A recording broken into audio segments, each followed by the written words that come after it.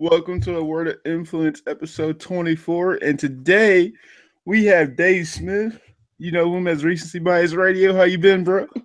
Where no one is safe from criticism. What's going on, ladies and gentlemen? It is a pleasure to once again be back on the Awoi platform. Exactly. It's been a while. You know, I was the guest who first coined the Awoi phrase.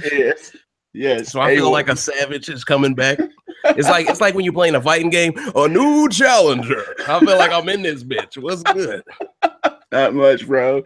But as you know, off air, I told you, like, from here on out, if you don't know gaming, you can't be on the show, man. Just the way it is. Translation, Google, that means it's icy for y'all motherfuckers. Time to put on a thick thermal. Exactly. Because that's just the platform I feel more comfortable with. Of course, like, if you want to talk anime, we can go that route. Hashtag no more casuals. No more casuals, for real. Remember that game? Remember that game? No more heroes. No more casuals. Yeah, no more casuals in this place. Now we're gonna start off this conversation because, like, everybody wants to know. Like, it's been talked about the last two previous episodes. What's up with your 2DS, man? We want to go. All right, man, let me clear this shit up. Because Barry hit me up one day. He was like, man, I was going to hit you up, bro. He was doing this podcast with me and a few of the guys, and they were so kerfuffled, if I can go ahead and place that word in some brackets. But he basically said I was kerfuffled, and we were kerfuffled at why you would get an Australian PAL version, 2DS XL, over an American one.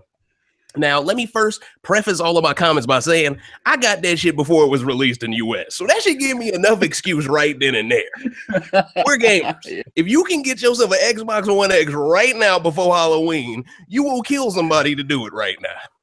Because right now, motherfuckers is playing some laggy-ass 2K. But anyway, so what I'm saying is, first off, I wanted to get this 2DS XL because I missed my 3DS XL. You know, 3DS, Pokemon, when Alpha Sapphire. No, that's not the name. Yeah. Omega Ruby, Alpha Sapphire. Omega Ruby, Alpha Sapphire. Yeah. Right. I was like, wait, hold up. Alpha Sapphire. Yeah, that's right. But yeah, when that shit first came out, I got a 3DS XL, and this was when I was dating this stripper bitch. You know, it's story time, kiddies. Gather around a campfire. And I'm dating this stripper bitch, and she stays somewhere like a Country Club Hills, which is right by this strip club called Red Diamond. Yeah, I know a lot of this information ain't necessary, but I'm gonna make this shit pertinent by the way I spit it.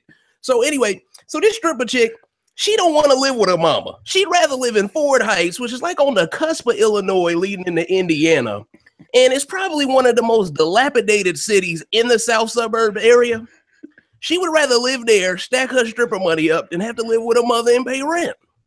But the rest of her brothers live with her mom. So she would go over there because her brother had the loud pack, okay? So this was around the time where I was smoking hella green, okay? So I'm like, shit, I got me a stripper bitch. The money she bring home, she's spending somewhat on me. All I got to do is give her some Henny and some fucking Peros brothers, and she's fucking, you know what? This is an easy life to live. You know, she was one of the most fun girlfriends I've ever had because there was no pressure on the moment. She's so used to motherfuckers coming up to her and kind of trying to manipulate her with money to have a guy like me who just happened to be working with her at Target at the time. You know, the fact that I was just some nigga that was like, man, I don't give a fuck what you do. You try and kick it? What's good? You know, she kind of liked that candidness. Well, I don't think that's a word, but she liked the fact I was that honest. So anyway, we would chill at her mom's crib. And it was crazy because that was when I had my 3DS, and that's when I had the Alpha Sapphire and Omega Ruby. And that was the time when I first started to realize that, because she had a little brother who was like this shorty. I first started to realize, man, Pokemon it's one of the only games I know of that can be strategic for a grown-up and a kid. But for the kid, they're not looking at the strategy. They're looking at the colors, the monsters, like we did. They're just looking at, like, we didn't know what the fuck a physical special split was when we were kids. Right? Like when I revisited X and Y, I was like, okay, I gotta know how to play this shit now. Like, right? How many of us had a Mewtwo that we gave Mega Punch to? Like, this nigga's a special attacker. What are you doing? But at the time, we're like, man, Mewtwo Mega Punching some shit? That's cool. You feel me? Exactly. And so I'm bringing that up to say the 2DS XL for me was the perfect idea to get it in PAL version, not only because of the reason I just mentioned, which happened to do with getting it early, but also because I have access now to games that are only PAL version games. These same games are not playable on 3DS, 2DS XLs, anything US-based, NTSC is what the region code is called. Anything NTSC, which is Canada as well, cannot play any PAL version games or Japan-based version games. So to me, PAL was the better of two evils because I really wanted a Japanese one, but I realized I could not change the language to English. And I'm not a motherfucker to buy a second 3DS just to have an English side-by-side one going so I can set it up. You know, that's just too much fucking work. You know, But I'm a guy, I used to mod PSPs and I used to always get like, they called them .iso files. And those were the files that you would put on your memory stick to basically boot up all of these games with custom firmware. So I was used to playing games that were 100% Japanese imports and figuring out what those languages meant just by trial and error. So for me, it wouldn't have been a big deal to get the Japanese 3DS. I mean, the 2DS XL, but the only one they were selling out of Japan really was the Dragon Quest one. And I didn't like the look of it. It's like this silver and black shit. Yeah, I've seen it. Yeah, I wasn't a fan of it. I don't even understand what the hell this little silver slime thing is. Like, what the fuck? This is a novelty to y'all, but whatever. You know, in Japan, they got pop stars that do gay shit on the stage. You just don't know what Japanese folks. But you know what I'm saying? Motherfuckers be slurping them noodles. But all I'm saying though is, man, shout out to Naruto. Well, Ichiraku ramen. But all I'm saying though is, man, you know, at the time, it was the best decision, and I don't regret it at all because I feel like I have access to more people overseas in every game I play online just because I am registered as a member of Liverpool, United Kingdom. I made sure that was where I lived because I'm a PAL version 2DS XL user. So I had to go ahead and show some love to Liverpool at the same time. And I honestly feel like when I go online using my 2DS XL, you don't really lose anything by getting another region. I can still add you as my friend with your US 3DS XL. You know, there's no real drop off besides the fact that I can't go up to a store and buy a game and have that work on my system because mine's PAL and that would be an NTSC based game. But other than that, I mean, who needs that when you can just download the game right to your memory stick? Yeah, exactly. You know, you could just buy it digitally. So for me, it's not even like I got to constantly import games over and pay the shipping fee anyway. So it's really the same price. Plus the European pound and the sterling, the way it differs economy wise and currency exchange wise, it's not that much of a huge difference to make people mad. In fact, I believe the dollar might be a little bit worth a little bit more than what the pound and sterling is, just because when I bought my Steven Gerrard jersey, I bought it from a guy from like Newcastle, United Kingdom, and that cost me $35 with tax. Really? So I'm pretty sure in the United Kingdom that went for at least 70. You feel me? But the guy sold it to me for 35. So it just shows that maybe the US dollar, maybe it translates to them, and maybe he got a deal and maybe I got a deal both at the same time. But but that's my reasoning for getting the 2DS XL. Yeah, like after we go ahead and start that because like I told everybody, I said, "Hey, Dave's gonna be on tonight." Exactly. Like, yes. And see, I'm an eloquent brother. I will tell you why the fuck I got some shit. You know, I'm not no fucking weirdo that's out here like I'm getting the PS4 Pro because someone I saw bought it. Like, fuck all that shit. I've had damn near every matter of fact, I have had every next gen console there is. I've had the Switch, I've had the Wii U, I've had the Wii, I've had the 360, I've had the 360 Slim, I've had the 360 Elite, I've had the Xbox One S, Xbox One, I pre-ordered the One X. You feel me? Like I've had every next gen PS4, PS4 Pro. You know, I just haven't had the PS4 Slim, but why would I have that if I already had the Pro? You feel it, didn't you? Exactly. What's the point? Like that's pretty much as a PlayStation 4. Just unless I wanted a quieter household, then I would buy a PS4 Slim. Ha ha ha! Boy, that shit sound like it got sleep apnea, my nigga. Like, damn. So last time you were on was around E3. Yes, what has your encounters been with gamers since then? Like, you know, man, gamers is dumb as hell. Well, not all gamers, but see, it feels like there's the line is getting blurred right now between hardcore gamers and no life. See, there's a difference between being a hardcore gamer and a no life. There's no lives trying to project their no lifeness on us. It's like, no, bro, we have a life, but we still game hard. Y'all motherfuckers, y'all been gone to Premier Line, JT. Got tape on the middle of your glasses frames and shit. Haven't showered in 2 days, still playing World of Warcraft, the second build. Like, these guys are weirdos, okay? No offense to them, but I'm just being honest. And they be trying to make it seem like because they have a PC, you know, they're somehow better than me. Look, I'm gonna have a 1X, okay? Y'all niggas can act like, see, and this is a hot take. Every nigga with a PC don't got a great rig. I'm tired of niggas just because they play PC acting like they got some Angry Joe show shit. Like, fam, everybody acts like they got the best rig. Oh, you know how much I could upgrade my rig with that 500 you're spending on that 1X. But then when the PS4 Pro comes out, they don't have nothing to say about that though. Even though that was a bigger ripoff because it didn't even come with a 4K Blu-ray drive. But isn't that the company that has the patent on a 4K Blu-ray drive? Exactly. You feel me? So it's like, what? So you're not going to shit on them for that? Even though you PC gamers most likely don't have a 4K Blu-ray drive in your PC either, but we're not going to go there. You feel me?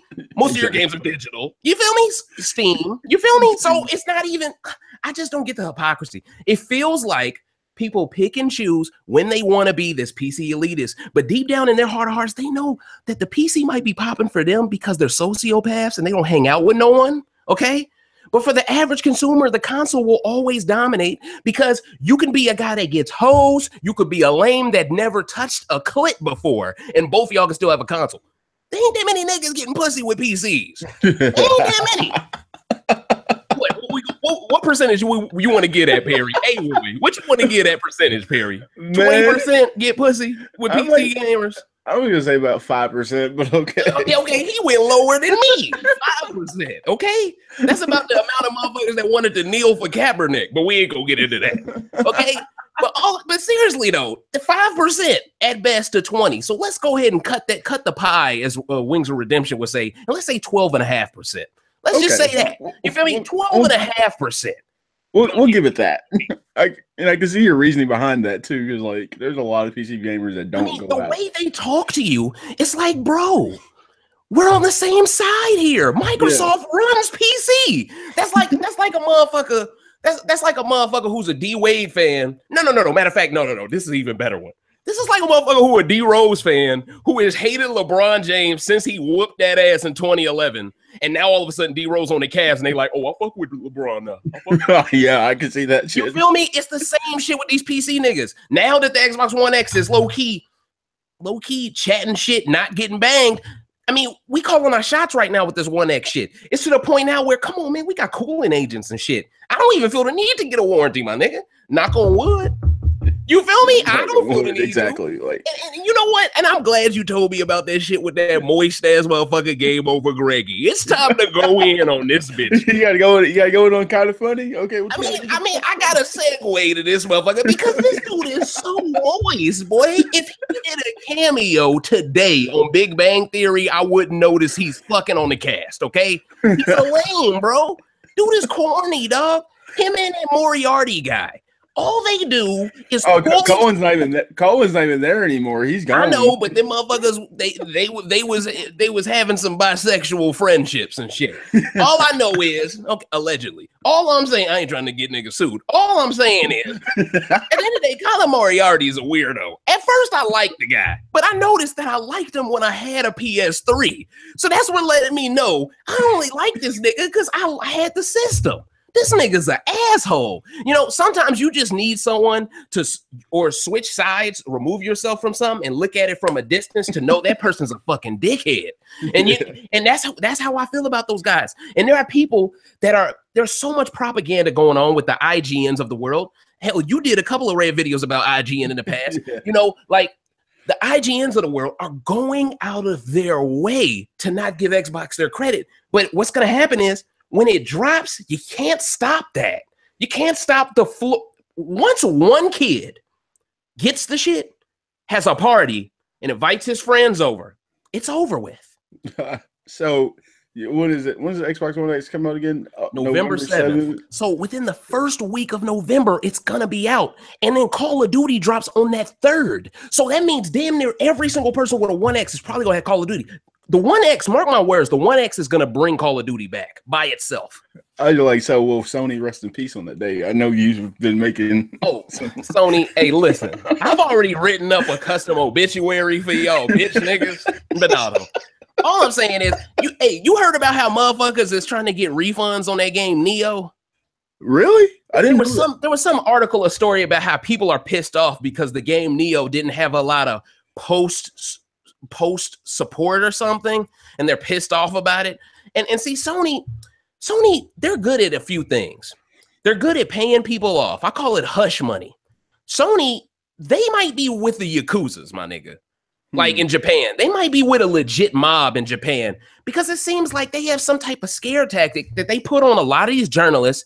These journalists lose their credibility, and that's why I commend my brother ACG. If you guys have not heard of this brother, now I know technically he's technically kind of Perry's competition because they both review, but Perry, he's fans of many people who review games. So I don't feel like I'm stepping on no one's toes by giving this guy a cosign, this guy ACG. ACG puts his heart and soul in game reviews. And I can, like, when someone's passionate about something, you feel it as they're speaking about it. ACG, you know? ACG. PC gamers, I don't feel the passion when they talk about games. I just feel the superiority complex. ACG, that's not Angry Joe, but dang. ACG, his real name is Carrick. It's like that. Okay. But his channel's called ACG. And man, when I tell you, man, all of his reviews are top tier. You know, he talks very fast. So only a hardcore gamer is going to follow. Like, casuals will have to rewind what this nigga's saying as he's speaking, because he's talking as, like, when people talk at such a rapid pace, it's because they've done so much research on it. It's like what they say, you practice 10,000 hours at something, you become an expert. It feels like ACG has put in so much work in writing his review to the point where he almost knows what the next sentence is, and he just talks, and it doesn't feel like he's reading from a page, and he's just really good. But the reason why I brought him up, he did reviews on a lot of games, and he has kept it 100 about a lot of these Sony exclusives. Whereas go to someone else that's popping, Angry Joe, he picks and he chooses when he wants to be real with it, but it kind of feels like he's kind of on his cash grab shit with these movie reviews. But there is an open void, and that's why I fully support my brother Perry and his endeavors for this game reviewing venture, because there is an open void right now. I feel like we don't have a black face of gaming. We truly don't. We just have a black face of 2K or a black face of Madden or a black face. We got a black face of individual games that black people are stereotypically fans of. We don't have someone who can just on a widespread level play things in a lot of different genres and be captivating. And that's why I feel like you have the potential to do said thing. And at the end, go ahead. No, I was saying, like, I agree with what you're saying. It's like I said, the reason why I would go and tell you, I had to take down those wrenches. Like, man, if I really want to get to where I want to be, I'm going to have to be 100 with everything I want to do. Like, you got to be genuine with the way you think. Because, to you, what's the definition of a trash game? To me, the definition of a trash game is a game that needs a day one patch. Automatic trash. Okay? Automatic trash. We came up on games that would come in a cartridge, no internet, and that shit was perfect. Flawless. Out the pack. Yeah, there were some glitches here and there, but the glitches, they worked for both sides, right? Whereas the games that come out now, like the 2Ks of the world, now that we have YouTube, we have social media, people are able to go create these channels to show you the glitch. That forces all of these little squeaker white kids, no offense, white people, I'm just saying, for the majority of young gamers are white kids. So I'm just saying, if the majority of the gamers are very influenced by YouTubers, then that means they're going to go and exploit that glitch too. That causes another patch. So now there are patches being created just because someone couldn't keep something to themselves. Whereas in the past, if you knew of something, you only told your closest friends. And that's what kind of made it feel like you were, I don't know, had a bigger connection to the games you played, because it didn't feel like everyone did what you did already because they looked up a video first. You know, back in the day, everything was trial and error. You know, cheat code central. You know, I would go there all the damn time. You know, if I didn't have my Game Informer or my demo disc or something like that, I always went on the cheat code website. You know, because GTA, what did you want to do? You want to get infinite weapons, infinite ammo, run a motherfucker over, get 5 stars, and, you know, pass the controller to your homie. You do this shit all night. Exactly. You know, somewhere along the way, microtransactions, which is really the center of what's wrong with gaming. Microtransactions came into play last generation, and people started realizing, oh, these motherfuckers will give us $50 more. Okay, let's bump everything up 50% higher. They'll give us 100. Well, actually, they'll give us 75. You feel me? So that's really what's going on. Everyone is realizing that less gamers are spending their money on these games because they're doing the sharing shit. You know, oh, put my account on your system, I'm gonna share it with you. So if half of every gamer shares with one of their friends, then that means they're missing out potentially on over $500 million a year almost, you know, in just someone sharing a game for free. And because of that, that's why microtransactions exist, because they know for a fact, even if you're getting that game free, you're still going to want your My Player to catch up to your friends who just gave you this game for free. And they most likely have had it since launch if they had it before you. And the microtransactions, in my opinion, is a way for them not only to keep DRM under the soil, because see, DRM still exists, which was what everyone hated Xbox for out the gate. Sony has chipped in on DRM. Okay, and everything that includes digital gaming is DRM, because if your system is offline for too long, your Xbox cannot prove it's a real copy of the game. That's the whole purpose of them making you go online to play a game online. Why do I need a new update to play my shit online for? That update has nothing to do with my game's updates. It's because they want to keep making sure your game is real. That's what it's all about. That is constant data rights management. Constant. So, I think you've been on record, like even Jacob, you know Jacob, he's even said that like there's no point in buying the $60 version of 2K, like whatsoever. You might as well just get $100. I was telling y'all this the other day in the chat. I said, I'm getting the Legend Edition when I buy 2K. Number one, I can afford it. Number two, I'm so late to get the fucking game. I have to. I don't have a choice. I'm gonna be a rating 60 trying to go to the park, and there's a whole bunch of try-hard 94 sharpshooters out here, you know, and they got some new shit. They got, it's called the Ruffle Zone or something, where you can play like on this colored court and you can shoot 4-pointers too. So the majority of the game, it seems to be, it's the Curry bias influencing 2K, in my opinion. That's where I'm getting at. They said they had to change the damn game because of Stephen Curry, so I don't know how true that is, but the Curry bias infected. See, before Steph Curry was really Stephanie in my eyes, you know, before he was like this overrated guy that everyone acted like his shit didn't stink and gave him passes for hiding on D and stuff. You know, Steph Curry was actually very likable to me. And it was because he was the underdog. Then he eventually had the most stacked team. But this isn't a sports podcast. But basically what I'm saying though is Steph Curry ruined 2K because the impact of Steph Curry is making guys like LaMelo Ball seem like the future, because he takes half-court shots and he doesn't give a fuck about playing defense. You know, this new mentality of thinking, as long as I score 3 points, I'll allow 2. This beta male mentality of as long as I get mines, I don't care if my team loses. I hate this mindset. And it is contributing to 2K too, because they don't care because they know live ain't popping. So they can afford to fuck us over. Which is crazy though. And that's why I'm rooting for live, bro. Because like I think I saw IGN even give them like a 8. I'm like, huh? Like, what's going on? For real, bro. This is why I'm truly rooting for live, because the changes they've made, this live game that just came out is actually a solid game. It's just that the gameplay itself still has to be tweaked more. Okay. Oh, really? If they can make the gameplay a little bit more realistic, but keep everything outside of the actual gameplay is better than 2K. I'm talking the online is just as good. The My Player stuff is low-key way better. Their career mode is way better. But see, that's what EA Sports does. You know, with the exception of Madden. That story mode is ass. But, you know, like my homeboy was like, man, I'm about to get the Xbox One S to come with the free Madden because I want to play a game. That nigga don't even play that shit no more because that game's ass. I told him, I said, bro, man, you might as well go ahead and get that Battlefield 1 so you can at least get a 1 gig Xbox, but he wasn't trying to listen to me. But Battlefront 2, you know. Yeah, Battlefield, man, there's a lot of games for us to discuss, man. We might as well start getting into some games, bro. Yeah, for real. Okay, let's start. Because like this is a question, like, because like we both played it. I played both the games that I'm about to mention. What makes Sony fans that are just strictly Sony fans think that Horizon's a better game than Zelda? Oh, I'll tell you why. because they can't play Zelda. That's why. See, Sony guys are like, oh my god. See, there's PC guys that I hate, but low key them Sony fanboys, they are even worse because it's like every time Xbox has an upper hand in something, that thing they have the upper hand in is now irrelevant. You know, Xbox had the better graphics in the 360 days. Oh, but we got exclusives. Okay.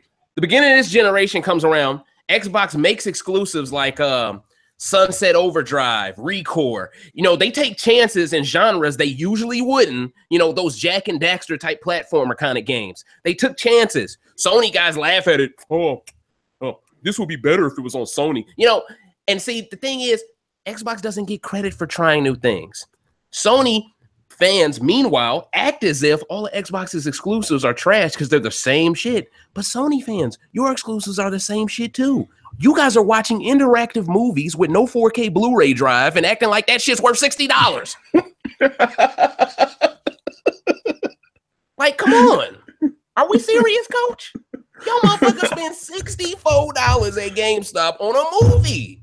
Y'all need to get your ass whipped.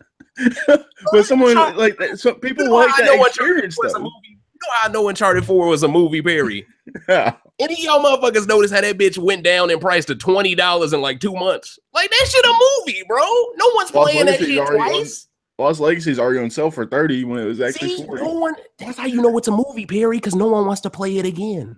I'm not playing it again. They was like, oh, it was a decent experience. It's almost like watching that movie Avatar. There's some people that love James Cameron. Me, love it. I love James Cameron. So it's like, the problem I had with the movie was I felt like they were trying to reenact what white folks did to Native Americans, but try to make it a little bit sci-fi. Then they also tried to make it seem like the white guy. If you look at it, Pocahontas. What'd you say? Pocahontas. If you look at it, it was like Pocahontas. Exactly. And I just don't like the fact. I just don't like the fact that this white guy would have never chosen this alien chick if he couldn't walk as a human. See, all of a sudden, being white ain't as cracked up as it is when you're handicapped. But let that motherfucker have never been handicapped. He would have chose a human bitch and got the fuck out of the Matrix. You feel what I'm saying? You feel me? Exactly. Surrounded by trees and shit, getting titty milk splashed in his face, trying to wake up. I'm like, what the hell is this shit? Y'all don't know CPR on this? You feel me? Yeah, I'm bullshitting. I'm bullshitting. You're fine. But I get what you're saying, though. I told y'all episode 24, I was gonna go Kobe. Kobe, yeah. But like you were saying, though, they don't have the chance to it. But like I said, we're gamers.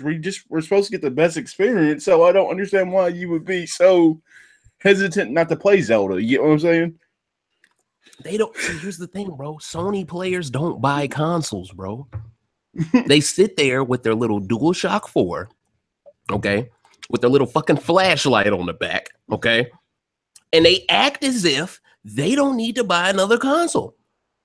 And see, hey, I'll give some of the Sony fans credit because they're actually buying the One X. But you know what I'm noticing?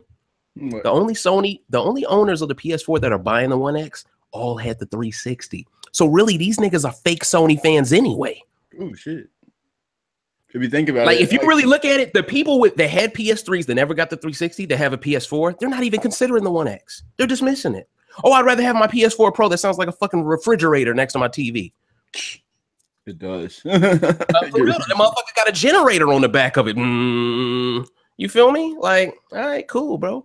I'll take this One X though. You feel me, coach? Watch, Black Friday, motherfuckers gonna be getting shot for a One X. They gonna be like, hey, cuz, you owe me $5. You in line for a One X? I better be able to play a game today. Look at this nigga. You feel me, motherfuckers gonna be trying to parlay that $5. I want to play some 4K, 2K. But like you said though, like you talk about like the completion of games. We don't get complete games anymore, and like you said, Zelda feels like a complete game. Oh, and like yes. Like you said, like Perry, you said you platinum Horizon. I'm like, yeah, but it's not a complete game. Yeah. Source from IGN today, Sony is now releasing the complete edition of Horizon Zero Dawn. So that's why I said that it's not complete. 2 words. What's on my mind, Perry? Sony. It's another word that I say. It's two. It doesn't. It kind of rhymes with the 2 words. Kind of rhyme with each other, but in reality, It's how I feel about Sony as a company, but in this situation, it definitely fits. 2 words. What's 2 word that? phrase. Cash grab. Cash Shit, damn cash grab. Okay, that Lost Legacy was a glorified DLC pack that these motherfuckers turned into a whole nother game. You know, you got the 2 girls in the game. You said in your review, they move around just like Drake. Ain't shit changed. Can I at least see some jiggling in the ass cheeks or something? Can they switch? No, Like, damn. You know what I mean?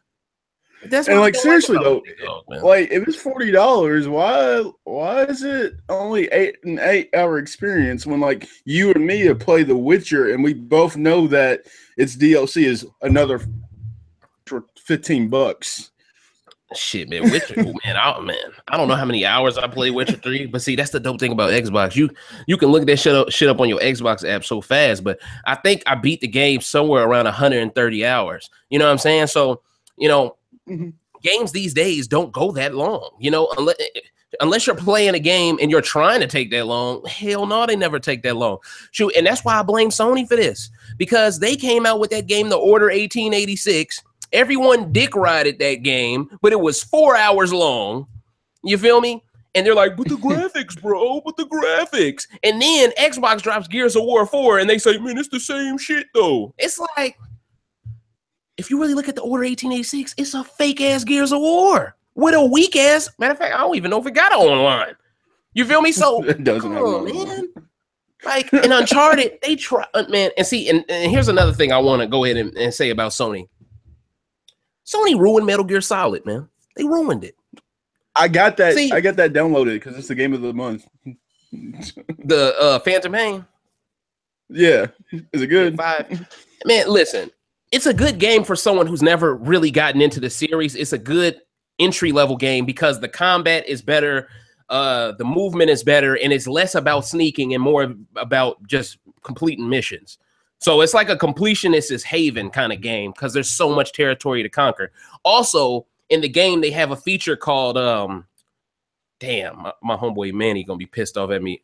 Fultoning. There we go. Fulton. That's the name of it. Where if you incapacitate or knock out anybody, any soldier, you can recruit that soldier to your army by strapping him up to like this balloon that turns into this like this homing device that sends them to what they call your mother base.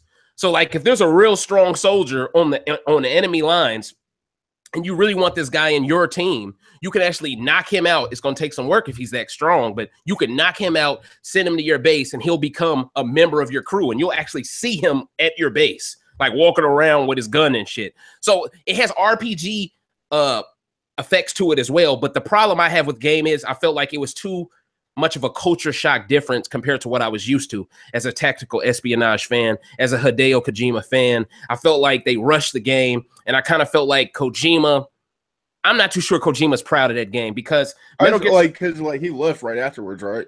Mm-hmm. And in a lot of ways, they treated him a lot like the homeboy who made Final Fantasy 15. To me, it's like the exact same comparison. Tetsuya Nomura, because he went to go work on Kingdom Hearts. And I think Kojima went to go work on something else. There were rumors going around that he was trying to work on another Zone of the Enders. Now, if Sony ever came out with another Zone of the Enders exclusive, I'd buy a low-grade PS4 just to play it because I'm a fan of that series. And that's just the type of person I am. I will buy hardware to play a game I really want. But Sony fans are unwilling to ever buy Xboxes to play games only on Xbox. There are so many Sony gamers that don't even know how great Killer Instinct is. But once they hear it's a free-to-play game, they automatically assume the quality of it is trash. That's one of the most polished free-to-play games you will ever see in your life. Like people are on that Warframe level. I mean, I think it's more polished than Warframe because number one, it's a Rare game, so it already has a lore to it. So all Xbox and Microsoft had to do was pump money into Rare to put it out. So this is a game that is true to its grassroots. It's a game that's still like it was back in the day, but the combos are even faster. I'm willing to guarantee Killer Instinct on Xbox One is the fastest fighting game. I think the combos are faster than Dragon Ball Z, bro. Oh, wow. Shit. Like it's fast. Like it's one of those things because you could go from a 5-hit combo to 17 in less than 3 seconds if you know what you're doing because the combo breaker, devastation combo, like it's just constantly. And when you're fighting someone who knows what they're doing on Killer Instinct, the fight is so entertaining just from a spectator. From a third person view, it's very entertaining. And that's one thing Street Fighter has kind of lost sight of, in my opinion. I kind of feel like Tekken really took a step back, in my opinion. And King of Fighters is probably low-key the best fighting game on Sony's console, but none of Sony's players have the exclusive. You know, they might as well send that shit to Xbox. You feel me? So I get what you're saying. These guys don't buy the software like they act like they do, P. Like you said, like you're supposed to be a gamer. You're supposed to be able to jump between all three platforms regardless with no hesitation. And like you have been like, even this podcast has said, like I've had every single console. So right. And I've gotten each single, and I went and got each single console basically to play like one game each time. Like when I got the Switch, it was to play Zelda. As soon as I beat Zelda, I said, oh, there's nothing else to play. I need to flip this shit while it's still rare and worth some money. You feel me? Like I do that. I got the Pro because I wanted to play that UFC 2 on the Pro, and that shit did look beautiful, by the way. You feel me? And I was loving that shit, and I was playing FIFA on that shit. And I got the 1S to play 2K. I think that was to play 2K17 and play Witcher. So I just constantly fluctuate, depending on how I feel. Certain times of the year, I want to play a game that takes a lot of investment, especially wintertime. That's when most people have time inside. That's when you play most of your RPGs, action adventures. And that's why most of these games drop at the end of the year, because they know more people are inside the house. And that's why the best TV shows are also on TV, usually during the wintertime. I mean, shit, Persona is on sale right now. I'll tell anybody, go ahead and check that shit out now. But I'm still kind of shocked you didn't do the review on that. It's in the works, actually. I'm thinking. Oh, because I know you didn't have your recording of stuff until after you beat it, right? Yeah, exactly. It came in afterwards, so it's like. So you would have to beat it again to record it, right? I'm not.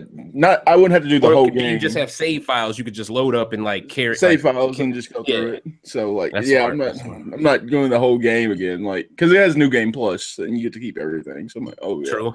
You ain't got to show these niggas the tutorial anyway. You feel me, Coach?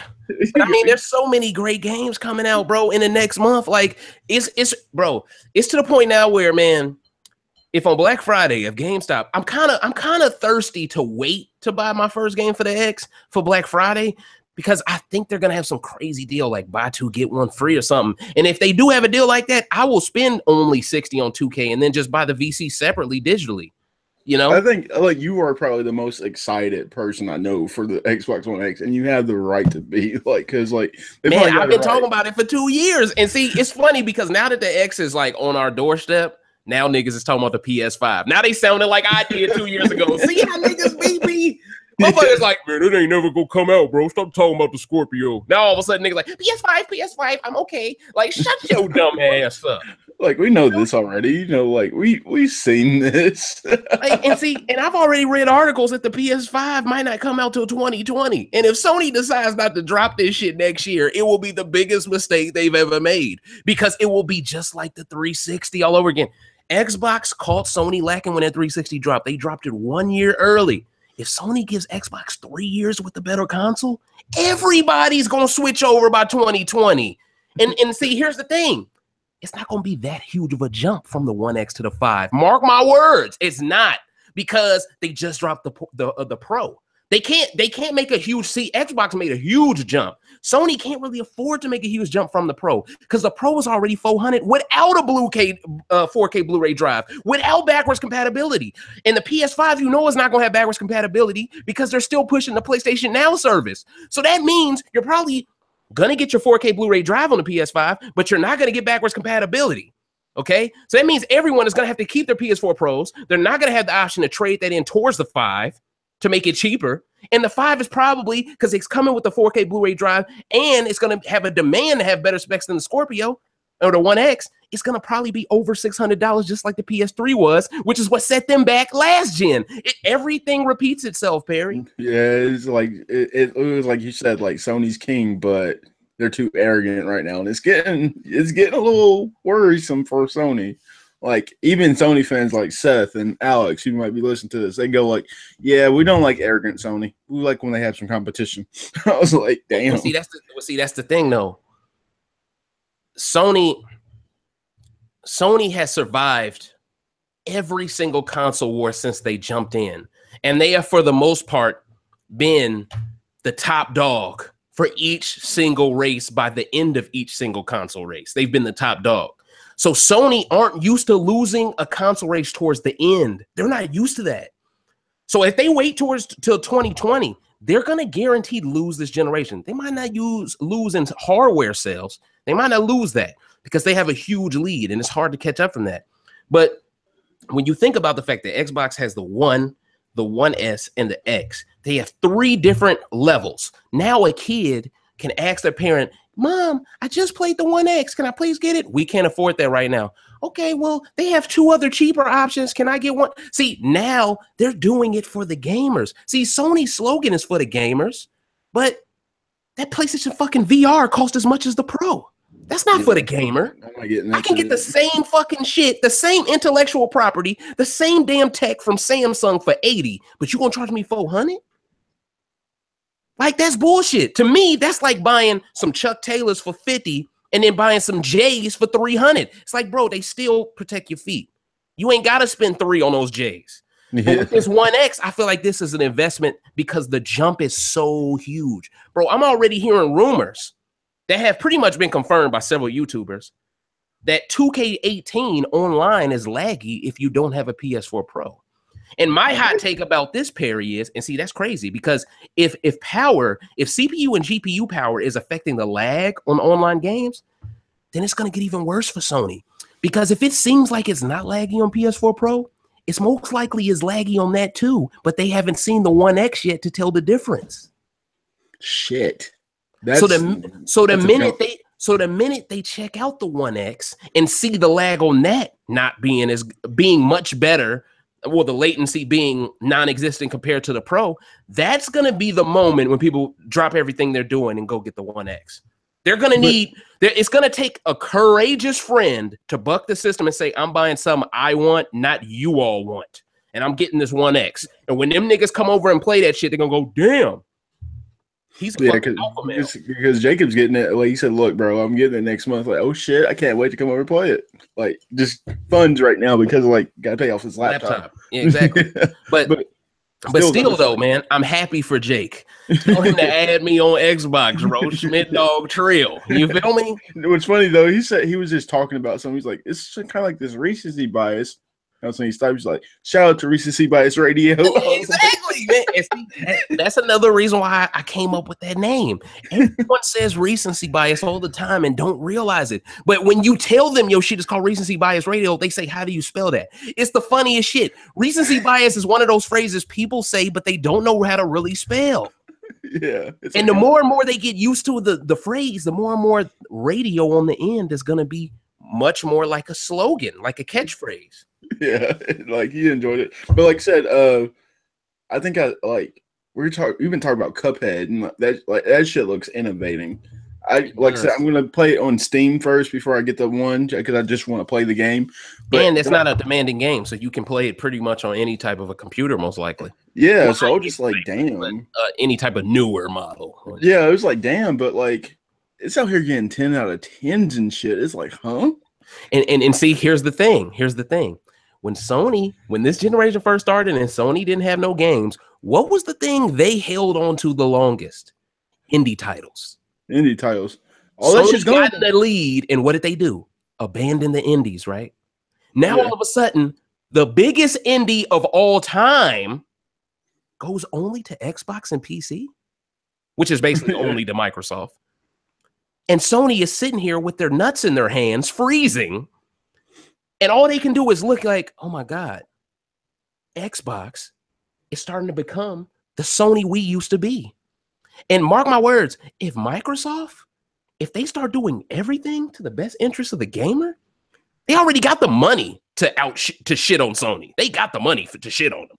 So the moment that they have the support of all of their consumers and they have an approval rating over 90%, the moment they get to that level, again, because they've already been there, But the moment they get back to that, it's over, man. It's over for Sony. Sony is going to have to, mark my words, bro, Sony is going to fuck around and try to make a deal with Nintendo later down the road to do something like Japan versus USA thing, because it's going to get to a point where people are going to go, you know, Microsoft, they may have fucked up in the past, but I know for a fact every single game that requires online play will always be better on Xbox. It was better on Xbox with the One when it was lacking in power because of the infrastructure of the online. Now it's going to be better twofold because the hardware is twice as strong as the Pro. On top of that, the infrastructure of the online servers is better than the Pro because of Azure. So you got those two things working in it. And then on top of that, they're actually making games like Cuphead, which is going to sell units because the same Sony fans who act like we don't have games they'll be interested in, now we do. So it's like, wow. And Xbox has a back catalog of games that no one has really played because most people had PS4s instead of Xboxes. So you're going to see a lot of software, most likely digitally, sell like hotcakes this holiday season because Xbox One X has so many enhanced editions coming out during this winter. It's going to be cracking, bro. They already have over 180 titles confirmed as Xbox One X enhanced. 180. I said that, like I can just imagine what Cuphead looks like on the Xbox One X. So I'm really interested in seeing it. Like I said, you've actually got the chance to play the Xbox I bet you One that X. shit. I bet you that shit can be locked at like 120 frames on the One X, probably. Like, so how does it feel? Because you've had the chance to play the Xbox One X. The One X, man, well, first off, the controller is the same. So the feel of the controller is no different. I still think it's the best controller ever made, the Xbox One controller. It's just my preference because I like having my analog sticks asymmetrical as opposed to right next to each other. I don't like it when my thumbs hit. It's just not a good feeling. It feels like I'm thumb wrestling with myself. But when it comes to games that really are like shooters, sports games that are heavily used analog stick based games, Xbox is always the go-to because their analog sticks have grips. Now, there's people that argue, well, you can buy grip sticks, you can buy things to put on your, but see, you're spending $10 just to have grip on your controller. You shouldn't have to spend $10. And then that's when people say, well, you're still using batteries though. Well, see, here's the thing. I don't think it's shameful for Xbox to still be utilizing batteries. If you want the rechargeable battery pack, you can buy that. But in my opinion, I know a lot of people with tons of batteries just laying around because nothing else in their life really uses batteries anymore. So in reality, you have infinite life storage. And I don't like it when my PS4 controller is low on battery. I don't like the fact that the flashlight be doing that blinking shit. See, the flashlight is what makes it lose its battery. We don't care about that shit, Sony. Someone lied to Sony one day and said we care about it enough to put a little tiny line across the fucking touch bar, too, on the newer models. Like, no one cares about what color they are. People know what they are. Back in the day, when we used to play games like Know Your Role and Shut Your Mouth, those PS2 wrestling games, we all knew what motherfucker we were because we picked our wrestler. We don't need a color indicator. Does Sony think we're retarded? Yeah, I get what you're saying. I mean, that's what you call over engineering. When you create something as goofy as that. Some people like playing in the dark. You know, they don't want a fucking flashlight underneath their eyes. Like, I don't know. Maybe I'm just being petty. I just feel like people be petty about batteries. Well, I'm gonna be petty about flashlights, my nigga. I get what you're saying. Like, it's all a preference thing, but I can see. Because like the PlayStation 3 didn't do that. It had just a little red light. And I honestly believe every change Sony has put towards making their DualShock 4 controller more comfortable was copying the Xbox One. I mean the Xbox 360's controller. From the right trigger and the left trigger to having like that curl up feature to them. That way your finger just rests on them. Because it used to be on the PS3, them shits was be like on the opposite curve, right? So like a lot of times you would actually drop it and your fucking R2 button would break because it lands on your R2 and L2 buttons first. But now it's curved upward. That way your fingers can lay on it and that way it falls a little bit more flat now. And see, all of those different architecture choices come from the fact that they know Microsoft got the best controller pad. It's why most PC gamers use Xbox controllers. They don't use PlayStation controllers. And if the controller is 50% of the experience of gaming, how can anyone possibly, and PC users don't even use PlayStation controllers, how can they possibly tell me the PlayStation is a better console to have than the Xbox? And y'all motherfuckers is paying Microsoft by playing on PC. You might as well just admit Xbox is better, because without Xbox, you wouldn't have a lot of these game share or whatever they have it, whatever it's called, play anywhere games. That's what they call them, play them anywhere. That's on PC and Xbox. You wouldn't have none of those games on PC if it wasn't for the Xbox. So I just find it puzzling that all these people throw shade at Xbox, but they play all of these Xbox exclusives on their PC. Exactly what you're saying, but like, how can I phrase that? Like, we talk about what the hell? Unless someone important texted me, nobody did. Getting tweets from other people, like I got a tweet from. If it starts with a K.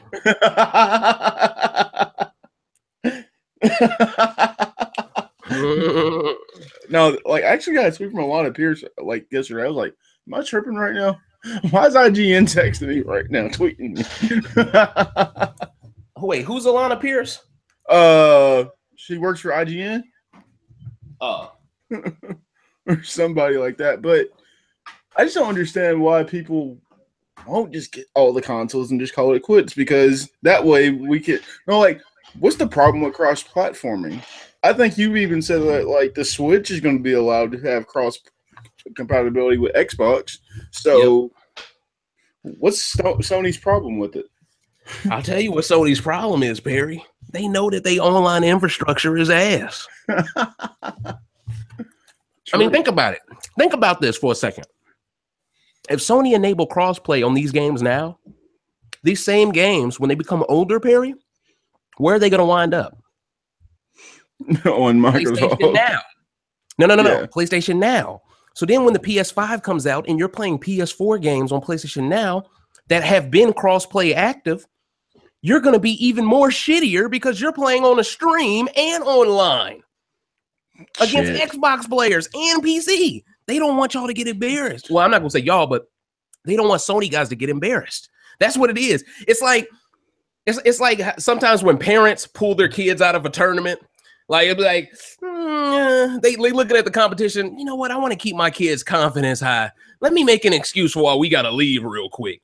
You know, sometimes Sony tried to chalk it up to, we're trying to protect the kids that play our console. Shut the fuck up. If Nintendo's okay with this, and these motherfuckers need a phone app to talk to motherfuckers on they shit, you mean to tell me y'all can't do crossplay?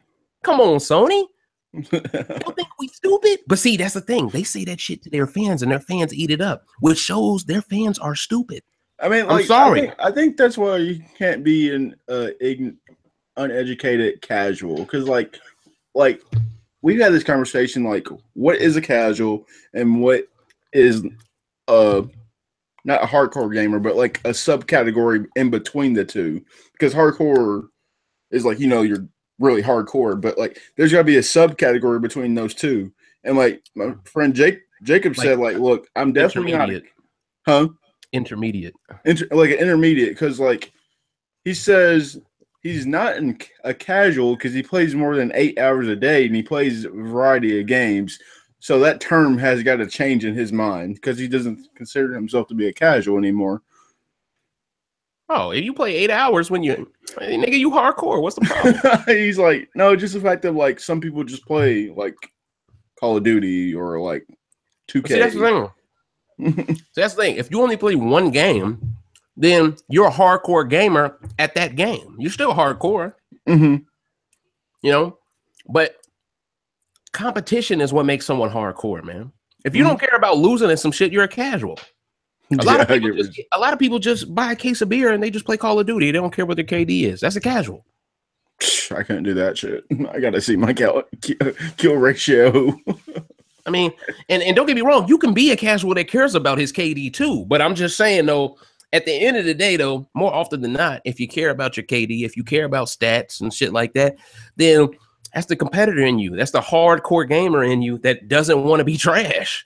Exactly. But what's your, like you said, like 2K, like this is the year to pass on it, but like you said you played it the second time. You're like, yeah, I don't know about this shit.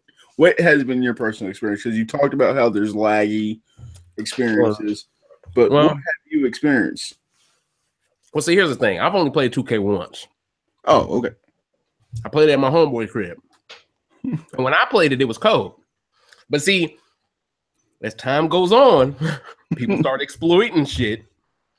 And see, luckily for me, I'm not around for when they're exploiting it. I'm going to show up after everything's been patched already. So the game going to be completely different for me as it was for these niggas on launch. So I'm looking at it from the perspective of whatever they're complaining about now, that should not have any type of, that shouldn't hold any type of weight towards whether I get it in a month. So that's my entire approach. And I'm still going to get it just because I'm a basketball guy. And I want to see those graphics on the 1X. I mean, I feel like if you're going to get a game on the 1X, it should be, and it is a sports game, it has to be 2K. What other game is going to really show a difference to you? I know that this came out today. It came out today on IGN. I'm just using them as a source because, like, I look at it every day. They actually gave Forza a 9.5, which is their highest rating for that game. I'm like, I'm telling you, I wonder how big there's a change. I wonder, like I said, I wonder what this 1X really can do then.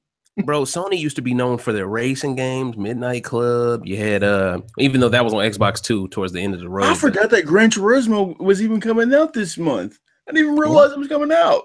Because they pushed it back so much. See, that's what Sony does. They get people hyped for games, they push it back, and then they show trailers, and they never give you release dates.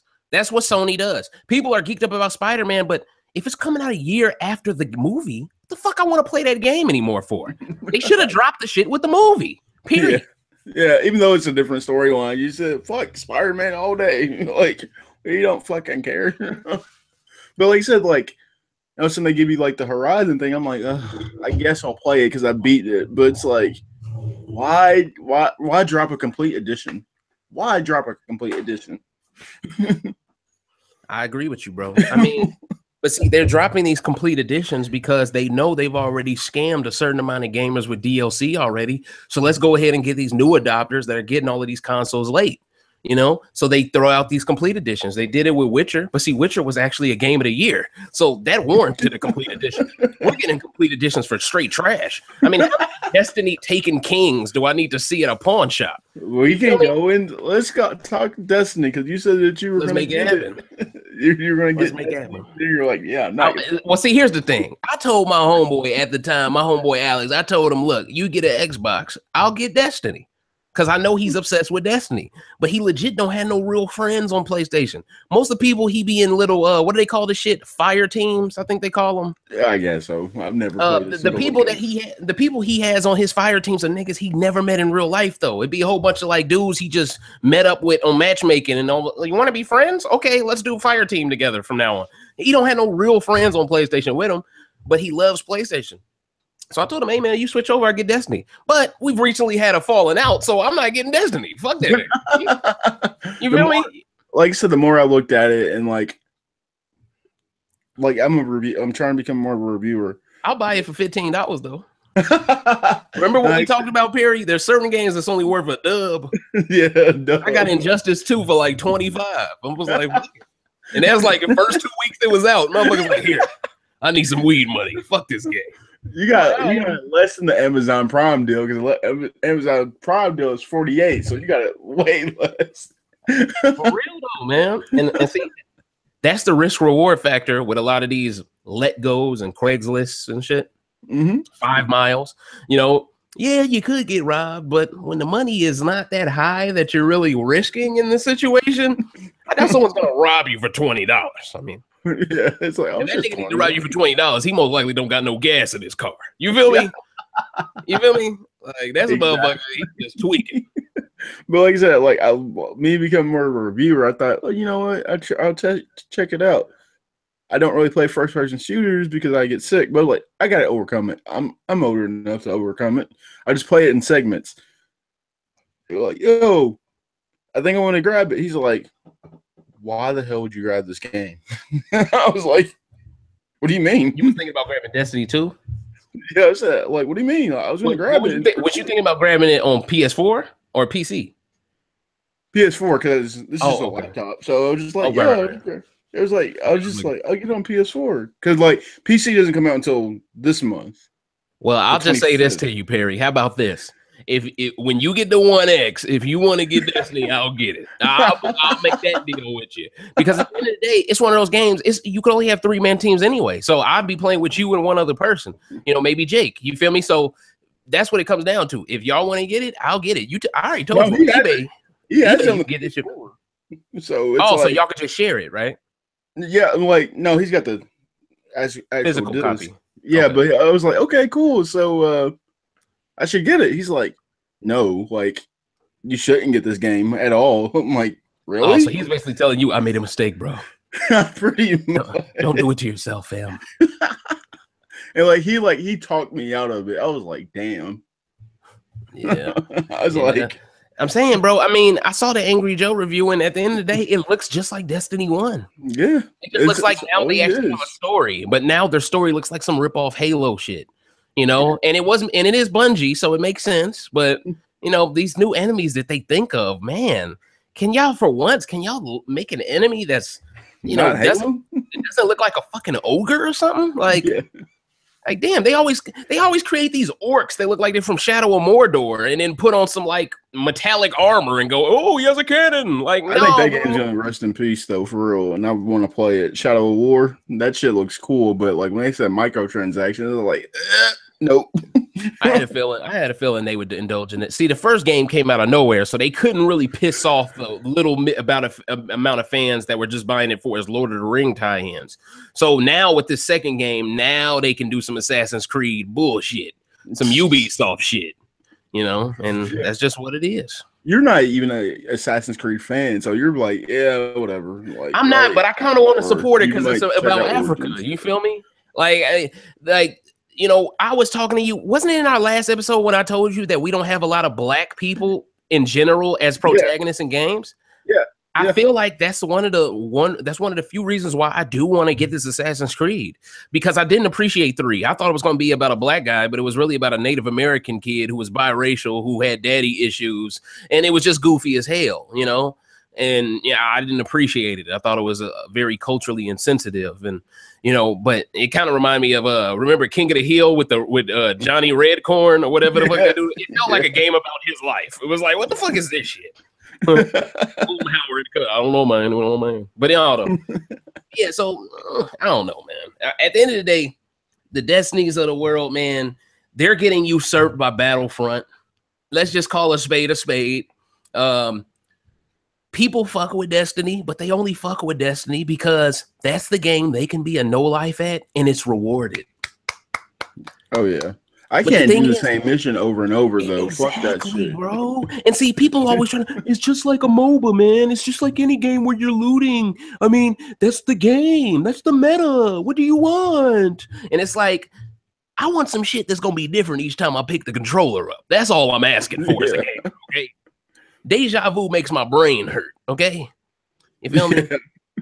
So I'm not cool with that shit, man. I mean, at least Battlefield's gonna be different. Call of Duty's gonna be different when you play it, like every time. Like, yeah, and see, Call of Duty, this is the one year I feel like we all need to. I just want to PSA to everyone: we all need to buy Call of Duty this year. Why? Because there's no more fucking jetpacks. Let's show them we'll pay with our wallet. We'll talk with our wallet when they do something that we want. I think this game is going to be incredible because it's back in the day. You ain't going to have motherfuckers with all of these nerdy ass scopes on their guns and shit. Motherfuckers ain't going to have hella grenade launchers and shit. This is back in the day where technology wasn't that crazy and you had to legit be a savage. Okay. So I think this game's going to be great, fam. I think it's going to be great. And I didn't get to play the beta, of course, because I haven't had a console since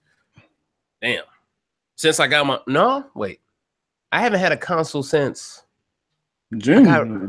Yeah, I mean, around the time where I got them jerseys, it was around so maybe like June or July. I haven't had a console. It's been a few months, so it's like So at the end of the day, I feel like I'm recharged, like, and I'm fiending now to have a video game system to play again. But you know, I don't know. I think a lot of these games, bro.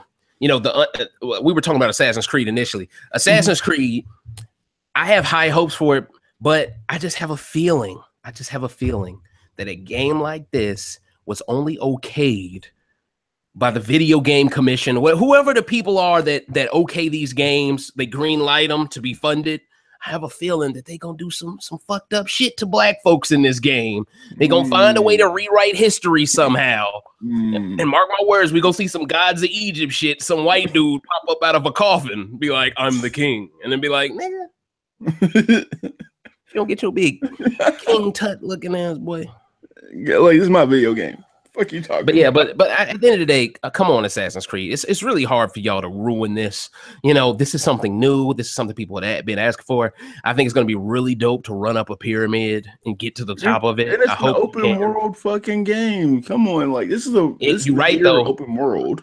No, this is really the generation of open world. Let's say that, because if you really think about it, GTA 5 came out right before this generation and pretty much is still hot in this generation now.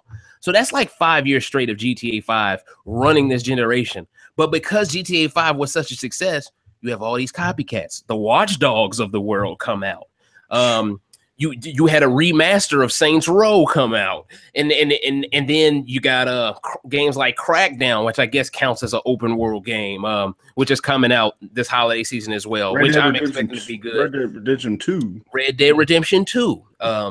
Shoot, I know there's hella games I'm not mentioning right now. That's probably on Sony's console. A Witcher, of course. Horizon, I guess. So, like, it's an open world renaissance. We can just coin that phrase, open world renaissance. And the thing is, when you have too much of something, when you have too much of a good thing, it becomes a bad thing.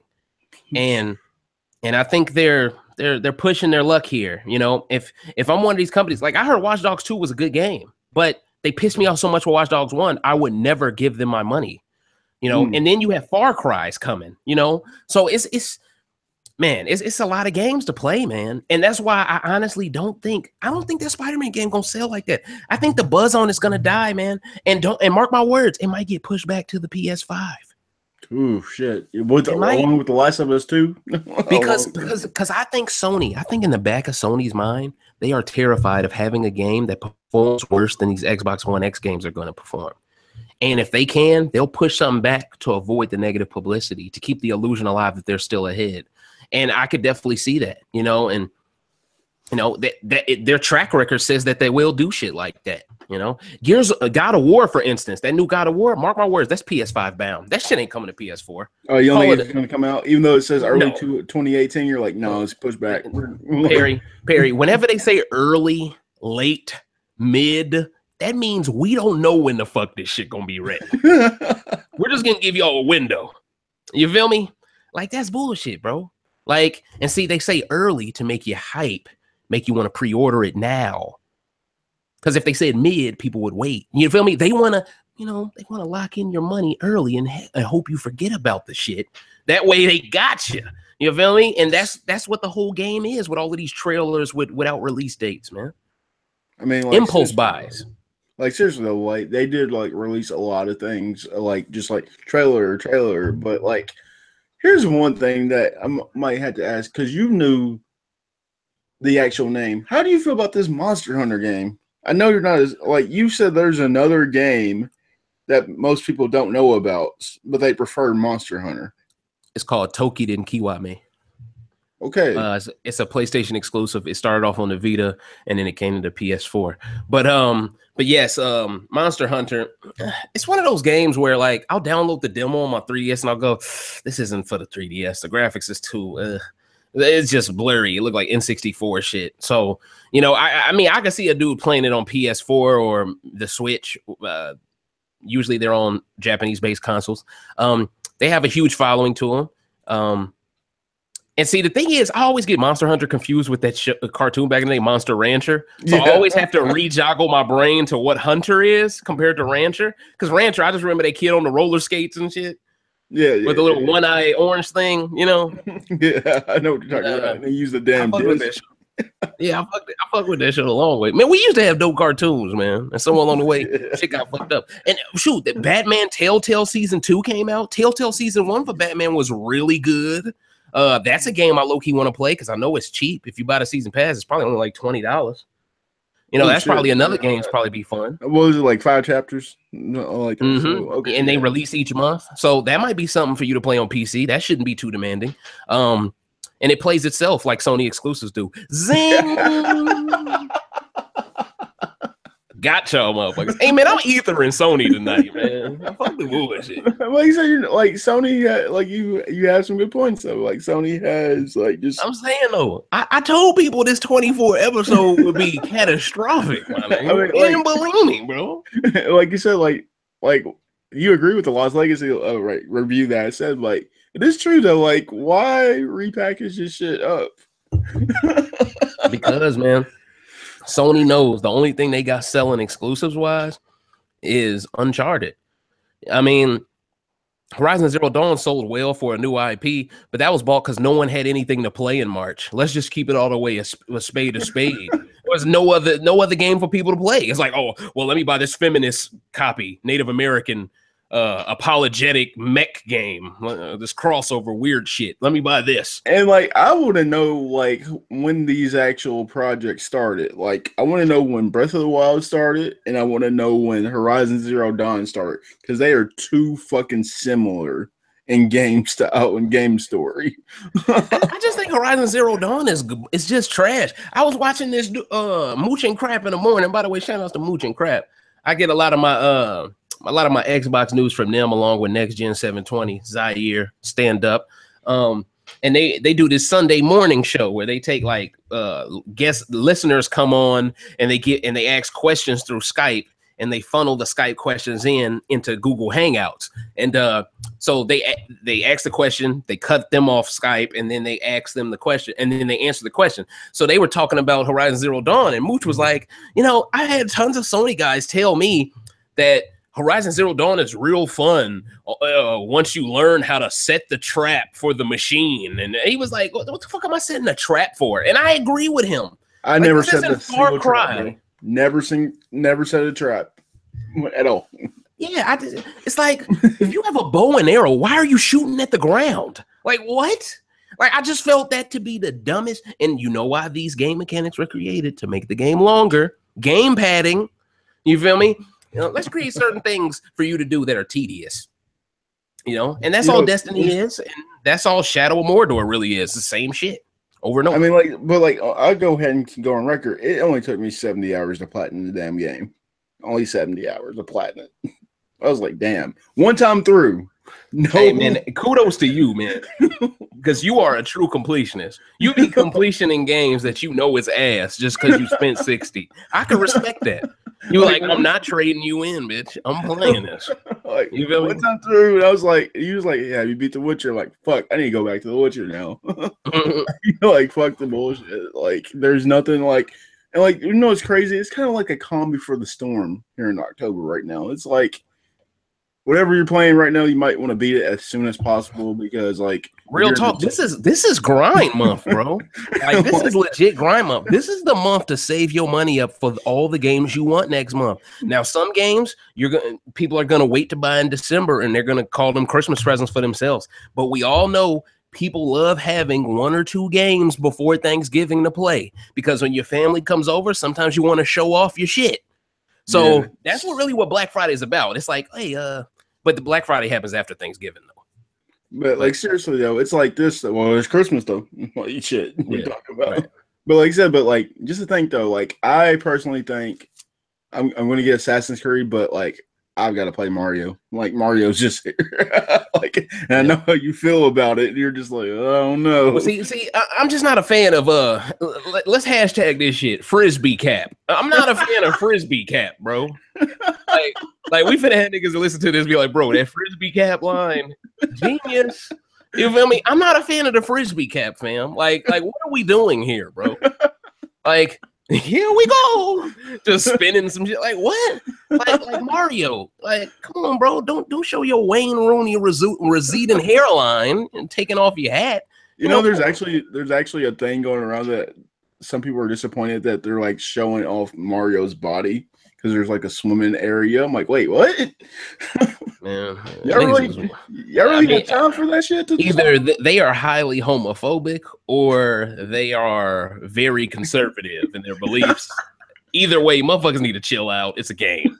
It's a game. And those aren't real nipples, okay? They are polygons. And it's gonna sell. The fuck you mean? That's what I'm saying. It's like, but like, what have you been playing here recently? For real though. But the games I've been playing recently, Pokemon Moon. I've been playing some Inazuma 11. And for the most part, those are the only 2 games. And I sometimes jump in and out of Avalon. Dang, I forgot the name of the game. Avalon Code. Avalon Code. There we go. Sometimes I jump in and out of Avalon Code, but the thing is, like, a lot of times I be losing my stylus, and I need my styluses for both of those DS games as opposed to Pokemon. I don't need my stylus for that. So whenever I lose my stylus, it keeps me from playing those games more often. So lately, I've just been building my 6-man team because you got to catch these hands. So I got to. Okay.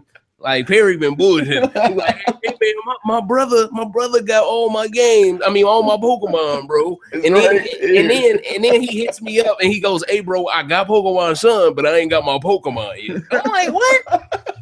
I'm like, boy, if you don't get your ass to the PC. And then he was like, "But hold up, they won't obey you though until you beat the game, right?" I'm like, online they obey your ass. That shit don't count. Well, if you don't get these hands, but no, my team ain't even ready yet. I got 3 out of the 6 ready, but not the other. What is? I was chilling with a girl when you sent me your messages yesterday. She goes like, "I don't know much about Pokemon, but that was funny as fuck." Like, for real though, bro. I was like, man, who the fuck is this red haired dude with one eyeball trying to challenge me for this Pokemon title? Do you think you're gonna skip Ultra Sun and Ultra Moon? You know, see, that's the thing. At first, I was gonna skip it.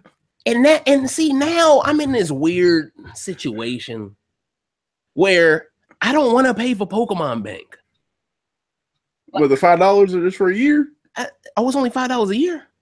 Yeah. Somebody made it seem like it was some like subscription-based fee like Netflix a month or something. I'm like, man, you don't eat it. Okay, you know what? I'll get Pokemon Bank then. Because see, that's what made me scared. Because I'm like, Ultra Sun, Ultra Moon come out. I'm not gonna have a way to bring my people to that game unless I have Pokemon Bank. So I'm like, man, I just want to keep my Sun and Moon in. And plus, I didn't want to have to deal with importing a whole nother game. But you know, now I can just go to the fucking Nintendo store and just download it. It's not that big of a deal. But you know, yeah, it's only $5 a year, so it's like, okay. Oh yeah. Oh shit, that's better than Podomatic, my nigga. Like, Podomatic be like, pay us $100 for a certain amount of capacity. Like, what? This 100 ain't infinite, bro.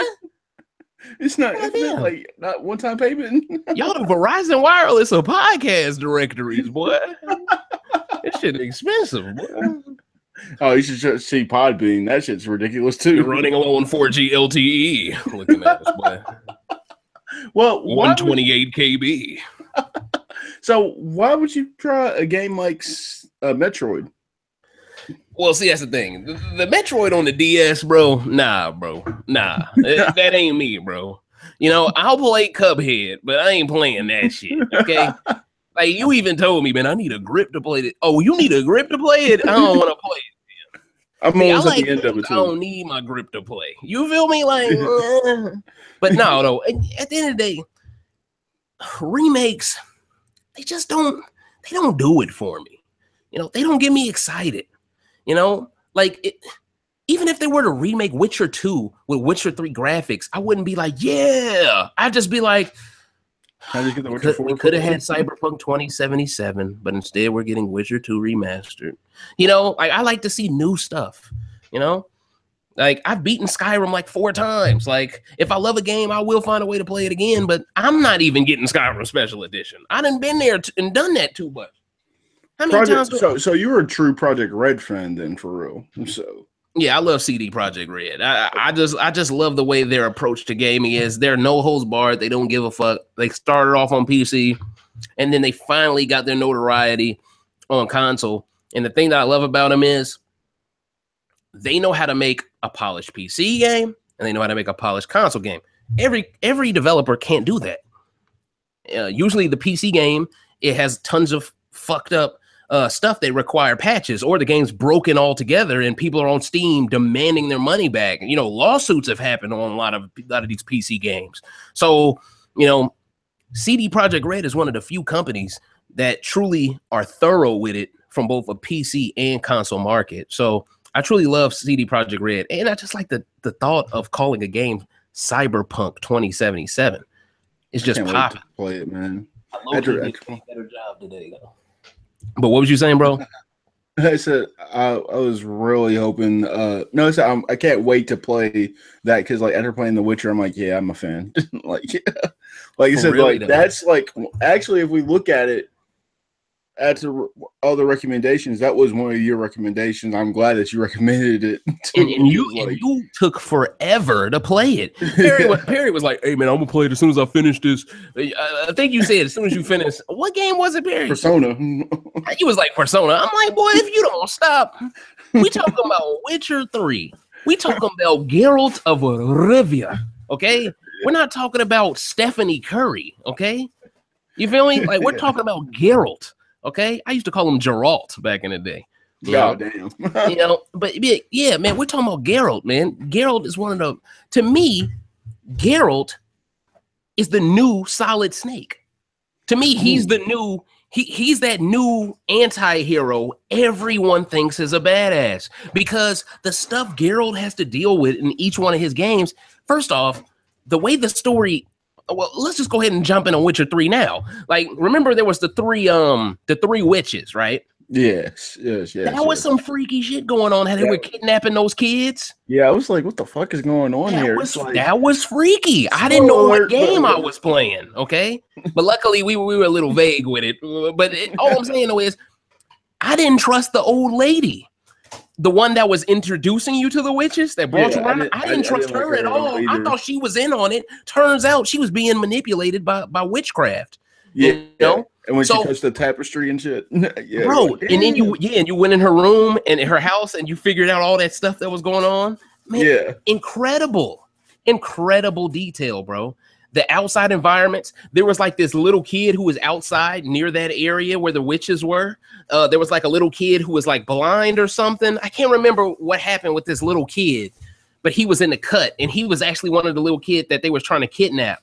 And I think they were trying to kidnap him because he was blind or deaf. There was some reason why they wanted him specifically, because they knew him having a disability would make him impossible to overcome their spells. It was some crazy stuff, but it just goes to show that you could play the game and you could come across a whole bunch of side missions I didn't see yet. And then we compare notes and we go, wow, all of this was in this game. You know, like the last island, what was it called? Skellige? Skellige, yeah. To me, Skellige, even though I will admit that Novigrad was the best part of the game, because I felt like it was the part of the game where everything got real, and then you had to deal with the love triangle of Yennefer and Shorty. I forgot Shorty's name, even though I chose her over Yennefer. Oh, Trish. Yeah, Trish. There we go. Hey, Trish is wifey, man. Trish held me down in the second game, so I had to hold her down in the third game. That's just how it should be. Red hair is what got it. I mean, that's just how it should be. Perry, a player, though. You told me he was over here playing both of them like you Stevie J or something. Yeah. You feel me, coach? Yeah. But yeah, man, me and Trish, we went way back like 4 flats on the Cadillac. You know what I'm saying? And it's funny, if you pick Trish, you get to basically smash on the top of this tower with her. You feel me? I did that too. Oh, okay. So you smashed both of them essentially. Yes. Yeah. See, I turned that Yennefer, because Yennefer was pissing me off, bro. Because I felt like Yennefer was okay with Geralt being a bad person. That's the problem I had with Yennefer. Yennefer, it didn't feel like she wanted Geralt to be the best Geralt he could be. It felt like she wanted him to just rely on the fact that he was a Witcher to just get the job done by any means necessary. To some people, that's cool, because it feels like she's like, you know, this anti-hero heroine, you know? But in reality, though, I just felt like Yennefer was willing to cut, especially at the beginning of the game. The beginning of the game, it felt like Yennefer was on the other side for real. Yeah, it felt like she was trying to set you up. Like, seriously, you had to go search for her too. I'm like, whoa, hold up, coach. Why am I searching for someone that doesn't really like me? And see, in the second game, they explain all of it, because there was like, in the second game, of course, they give you like a quick little recap of what went down when you're getting your hair cut and they're asking you questions over what happened in the last game. But when you're getting shaven, I mean, and the haircut. But in the second game, there was this situation with this dragon, and this dragon was coming to destroy the city. And no. The dragon wasn't coming to destroy the city. The princess was the dragon. That's what it was. and you didn't know the princess was the dragon. You just heard about this dragon that would come around every so amount of years, and this dragon would come and cause havoc, and you got to choose whether you turned on the girl, told her secret, or kept it to yourself. But regardless, you still had to deal with the dragon. Either you had to deal with the aftermath of the dragon doing some dumb shit or not. And if you chose to side with the dragon, at the end of the game, you had another choice to fight her again. For real, damn. And you could lock her in a dimension. This other witch, like it was crazy. The second game was crazy, but it was crazy because they had this dude who kind of looks like Iori from King of Fighters, who was like this elf. Yeah, he was like this elf dude in the second one, and he was low-key one of my favorite characters because he was just a badass. And him and Geralt, they had this weird relationship. It reminded me of Cyclops and Wolverine, kind of, where they both kind of just want to kill each other, but they both need each other to survive. And it was a great combination. But Yennefer wasn't in the second game at all for the most part. The entire second game was about Geralt looking for Yennefer, and because he lost her, and he didn't remember how he lost her. So the second game was all about him remembering all of his memories and getting back to who he was by the beginning of the third game. And see, by the beginning of the third game, that's why they call it the Wild Hunt, because the Wild Hunt comes around and it's always a situation, a huge war that goes on in the Wild Hunt, and it's hard to survive. And him and Yennefer survived the first the first one that they've been through already, and that's how they fell in love. But then when the second one had time to come, that's when he was like, oh shit, I'm fucked. I need to find her and shit like that. But the game is just great. The second one is a great game for what it is. I think it's backwards compatibility on the one. It should be, because it's an exclusive game. I don't see why it isn't. It should be. That and Lost Odyssey, to me, are the class of 360, up there with Mass Effect. Shit. And at low key, here's another thing, Perry. I'm low key interested in getting the Mass Effect trilogy because it's backwards compatible. I don't want to play 4 Andromeda. I don't want to play it. I'd rather go back and play Mass Effect 2. Because really, Mass Effect 2 was the one game I never beat. I beat 1 and 3. But you didn't beat 2. Oh shit. 2 was so hard for me, bro. But I played 2 before I played 3 and 1 back in the day. So that's why I was so difficult. I wasn't used to the gameplay. But Mass Effect, without Mass Effect, we wouldn't have GTA 5. And that's why I be trying to tell these niggas that only play GTA, like, y'all need to support these other games because they could impact your GTA and you don't even know it. You know, like it'd be like, so, like, just think about it. Like, look at all these games impacted Zelda. Like, Zelda's a prime example of that, for real. Like, yeah, and Nintendo, they're known as a company that innovates but doesn't try to stray too far away from the nest at the same time. And they did a lot of innovation with the Zelda. Yeah, so it's like, good God, it's like amazing. Like I said, like, we haven't really talked much about Nintendo, but you're like, you've said, like, if there's not another Zelda, I'm not gonna play it. Like, I mean, see, here's the thing, bro. I like Pokken Tournament, but would I buy a system just to have that? No. I like Mario Kart, but would I buy a $300 system just to play that? No. I like Zelda. Would I buy a $300 system to do it? Yeah. You know, there are some games you'll do it for, and there's some that you won't. And see, Twilight Princess was trash to me because you had to spend so much time as a wolf. I didn't like that game either. That's exactly. But that's the ugly duckling of the entire Zelda collection to me. It's that game, because that was the game that was on the Wii and the GameCube, if I'm not mistaken, right? Yep, you're right. And I remember it looked a lot better on the Wii, but I hated the gameplay on the Wii. And it looked a little worse on the GameCube, but I love the controller. But the thing is, I didn't have a GameCube. My brother had the GameCube, so I had to get a Wii. And then it was like, you know, but I wish Nintendo, real talk, I wish they would just make a console with a new era GameCube controller and just make it a console, man. And turn the Switch into the next 3DS. Like, put the next Pokemon on the 3D. I mean, on the Switch, bro. You know that there's PC mods with like upgraded graphics packs on Pokemon Sun and Moon on PC. There's actual video clips of it on YouTube, bro. Those graphics look amazing, amazing. Like, when I tell you, if you look at that, you'll go, "This what it could be on the Switch." What the fuck? Why isn't Ultra Sun and Ultra Moon dropping on the Switch? And it's all because I think they don't want it to cut into the Pokken Tournament EX sales. So they're kind of like, let's. There's more units of the 3DS out there. We'll make more money if we put this on 3DS. But let's put this Pokken tournament on this, so we can get some Wii U people to start adapting the Switch. And they're trying to jump into both. I definitely think the next Pokemon game after Ultra Sun and Ultra Moon has to be a Switch exclusive. If it's not on the Switch, Nintendo's fucked up completely. I mean, there's still hope. They already announced that it's coming to the Switch next year, but but they called it a Pokemon adventure game. For all we know, that could be Pokemon Dungeon or some shit. Ah, shit. You gotta be careful when they just call it the Pokemon adventure game. Like, you don't say that. You say a new Pokemon game. You say or announce the actual title of it so we'll have an idea. If it's not called Pokemon and then one word after that, most likely it's not gonna be the game we want. Yeah. We want something called Pokemon Velvet. I don't give a fuck what it's called, but we want something called Pokemon insert material here. Like you said, Pokemon Red 2.0. Like, oh shit, okay, what is that? Some shit like that would actually work. But it seems like they should just come out with a game and call it Pokemon Switch. Because once it's out on the Switch, there's no point in having two different copies of it. I mean, I understand why they do it, because they want kids to get both versions and have all the Pokemon. But I guess they have to keep making two versions. It's tradition. But I mean, damn, if you're gonna do that, man, at least bring it to the Switch. Because, man, Perry, when we get done with this, bro, I'm telling you, bro, look up the YouTube video of some of these Pokemon Sun and Moon graphics on these battles. You're gonna be like, oh my god, that's what fucking what's the name of that blonde-haired emo kid?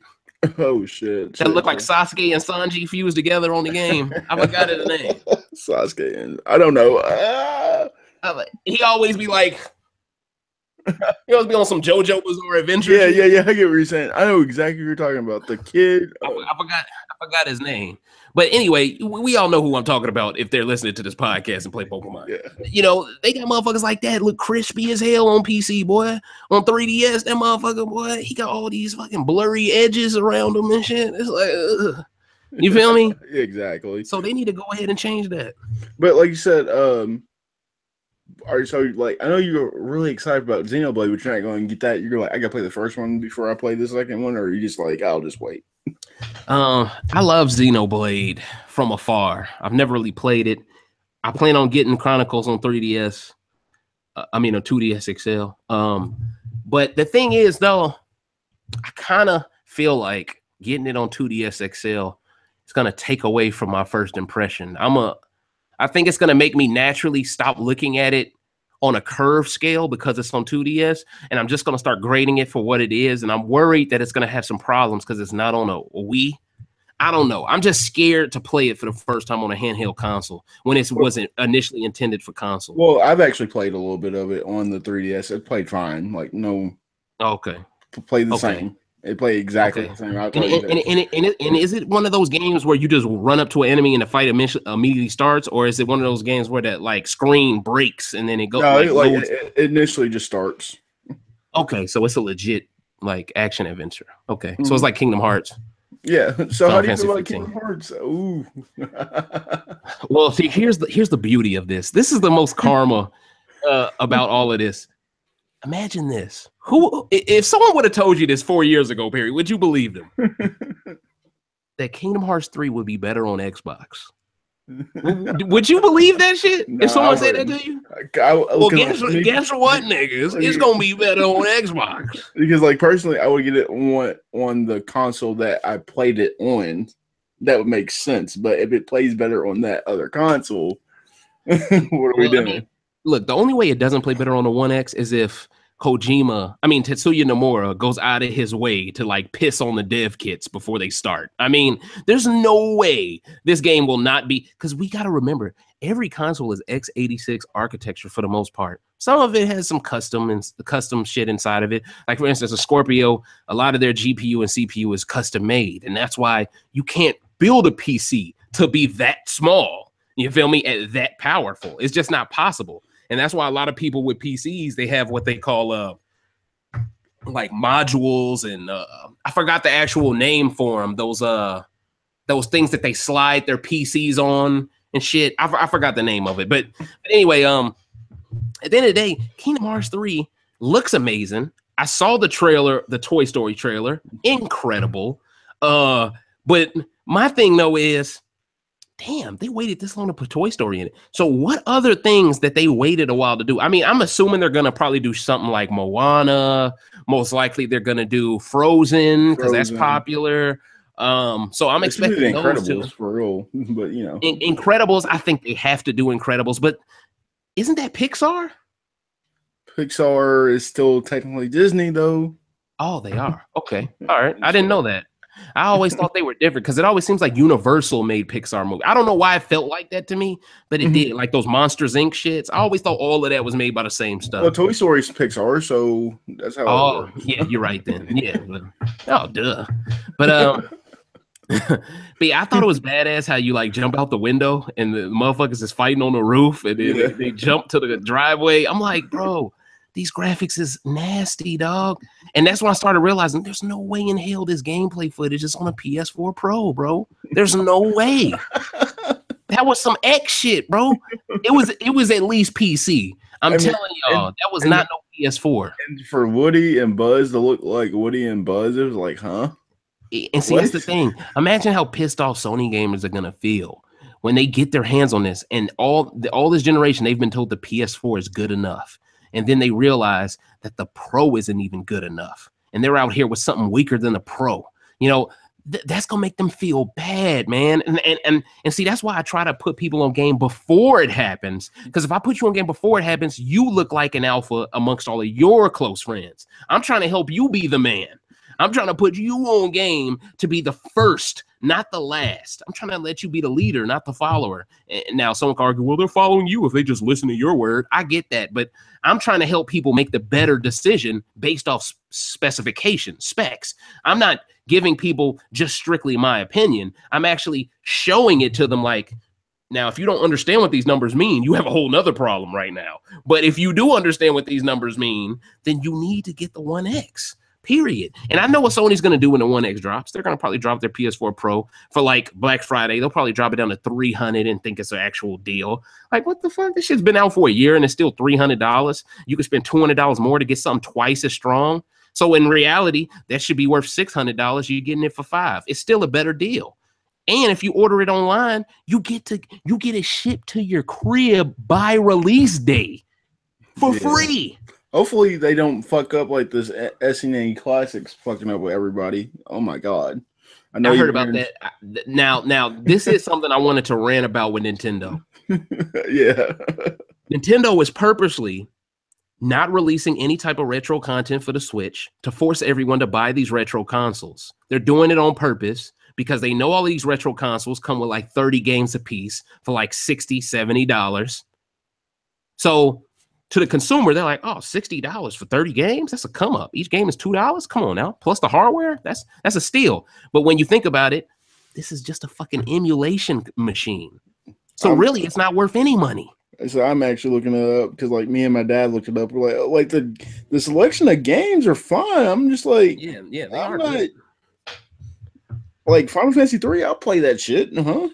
I'll play Final Fantasy 3, which is technically R6. If they put Teenage Mutant Ninja Turtle Tournament Fighters on one of them shits, I might consider it. But see, at the end of the day, though, man, look, all these retro machines, they need to stop, man. There is no excuse for not having backwards compatibility on these new. What's the point of having better technology if you can't play the old technology easier? That's the whole purpose of upgrading. And that's why PC gamers are cocky, because they can still play all of these old games because they're still on Steam. Whereas all of us, besides Xbox gamers, all of us for the most part have to wait for a remastered edition. But what were you saying, my brother? And like you said, like it's an indie machine. Like the Switch is an indie machine right now. Like fucking 20 games came out last week. 20 games alone came out last week. And none of them AAA, right? None of them AAA. All indies. All indies. And they couldn't and they couldn't even see Nintendo. See, Cuphead would have been perfect for that system. See? Oh my god, it would be. And see, that's a direct example of Nintendo just assuming Mario's good enough. Let's just make sure Mario comes out by the time it's supposed to and we'll be set. But see, I'll at least say this. Nintendo and Microsoft, they're gonna be fine this holiday season. What is Sony gonna sell? Can someone explain to me what they're gonna sell this holiday season? Like, I'm talking software and hardware here. What are they gonna sell? Are they gonna make their VR headsets $100? What are they gonna sell? If they made that shit $100, I don't know anyone. People used to clown Xbox guys for having Kinects. I knew way more people with Kinects than people with this VR headset shit. Like, really, real talk. Dang. Like, I knew people who legit bought the Kinect with their systems like day one. You know, they looked at it as a good thing. They still using it today. Shoot, you can hook up them Kinects to your Xbox One X too. So for the people that kept their Kinect, they finna be happy because it'll probably, you know, be better on the One X. 10, 11, 12, 13, 14, 16, 17, 18, 19, 20, 21, 22, 23, 24, 25, 26, 27. Man, these motherfuckers got as many indies as our NFL teams. Yeah, like 30. Well, damn. I don't like, he said it's only $60. Like, I don't know. Like, only one game I want to play on it. And that was you talking about on the SNES thing? Yeah. They was talking about Switch still. No. Switch has a lot of titles, man. They've got a lot. Like 20 dropped last week, 18 dropped this week. I'm like, huh? Wait, hold on. So you want me to play all these indies before Mario? I can't do that, bro. Guys, sorry. Yeah, it's icy, bro. It's so icy. It's icy for real. Like I said, like I did try out that Mario Rabbids, and I did have a lot of fun playing it.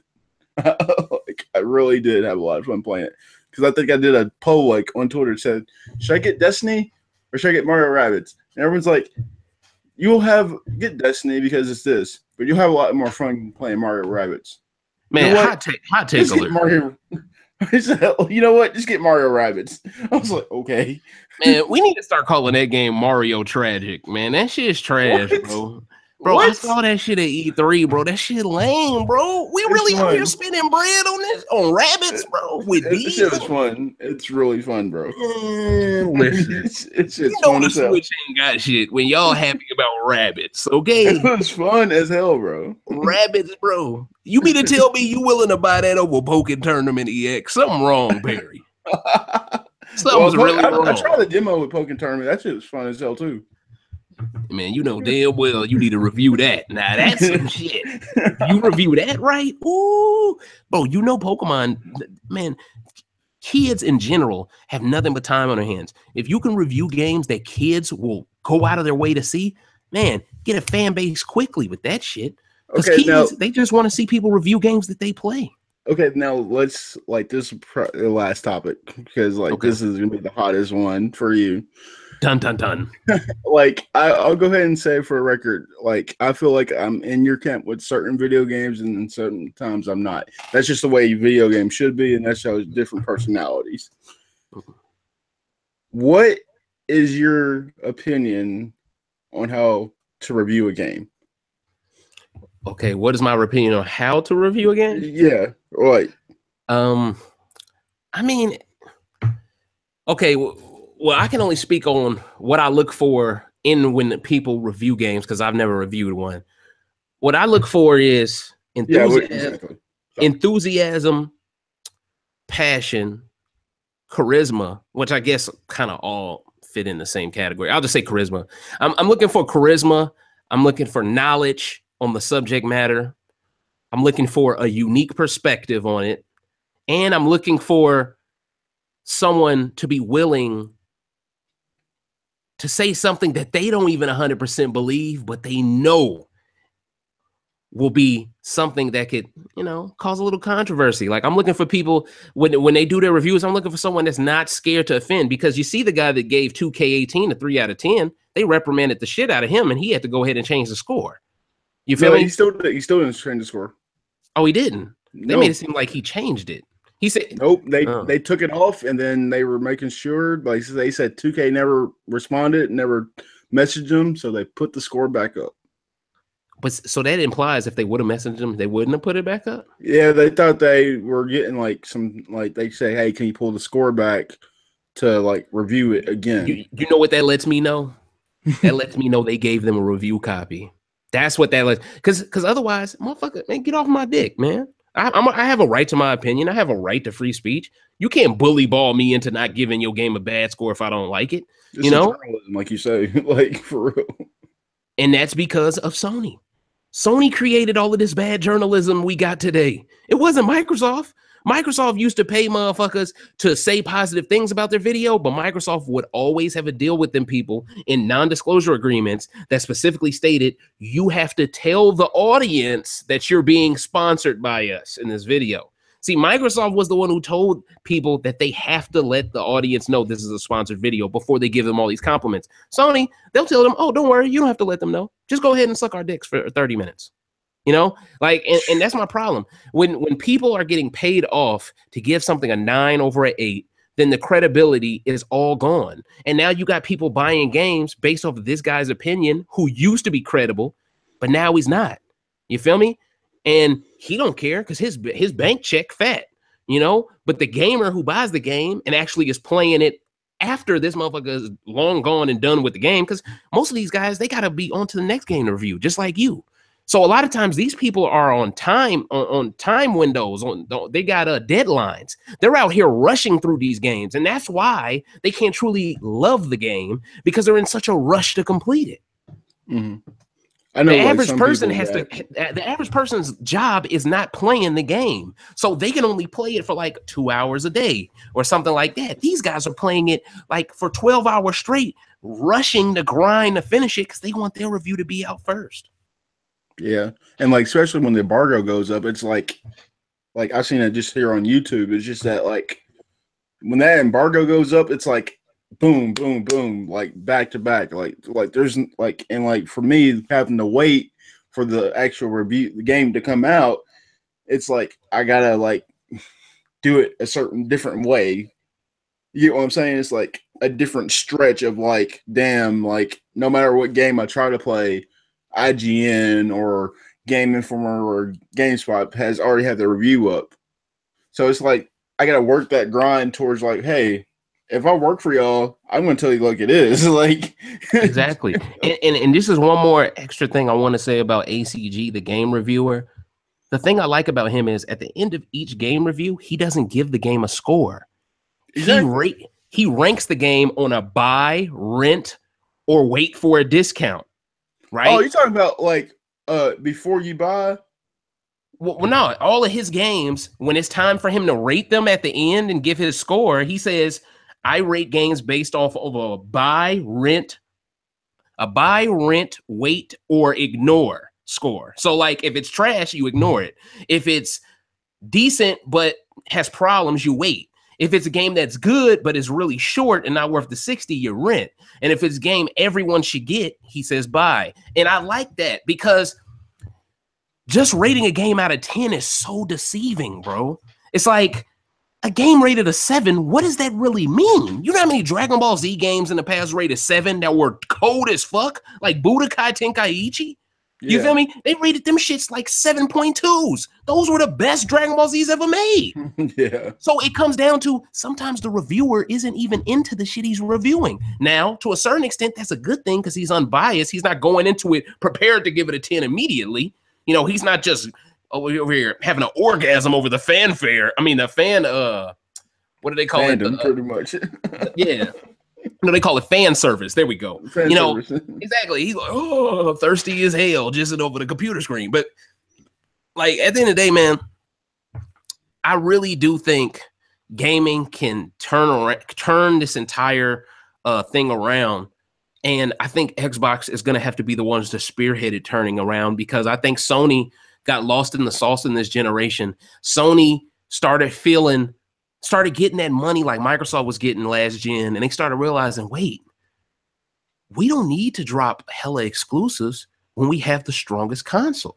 We can just worry about having the best multiplats. Multiplats sell better than exclusives because they're on every console. And if we have the best version of the best-selling games, we will be the best console. And Sony figured that out like in 2014. Microsoft figured that out like in 2006. So it took Sony like 8 years to join the party.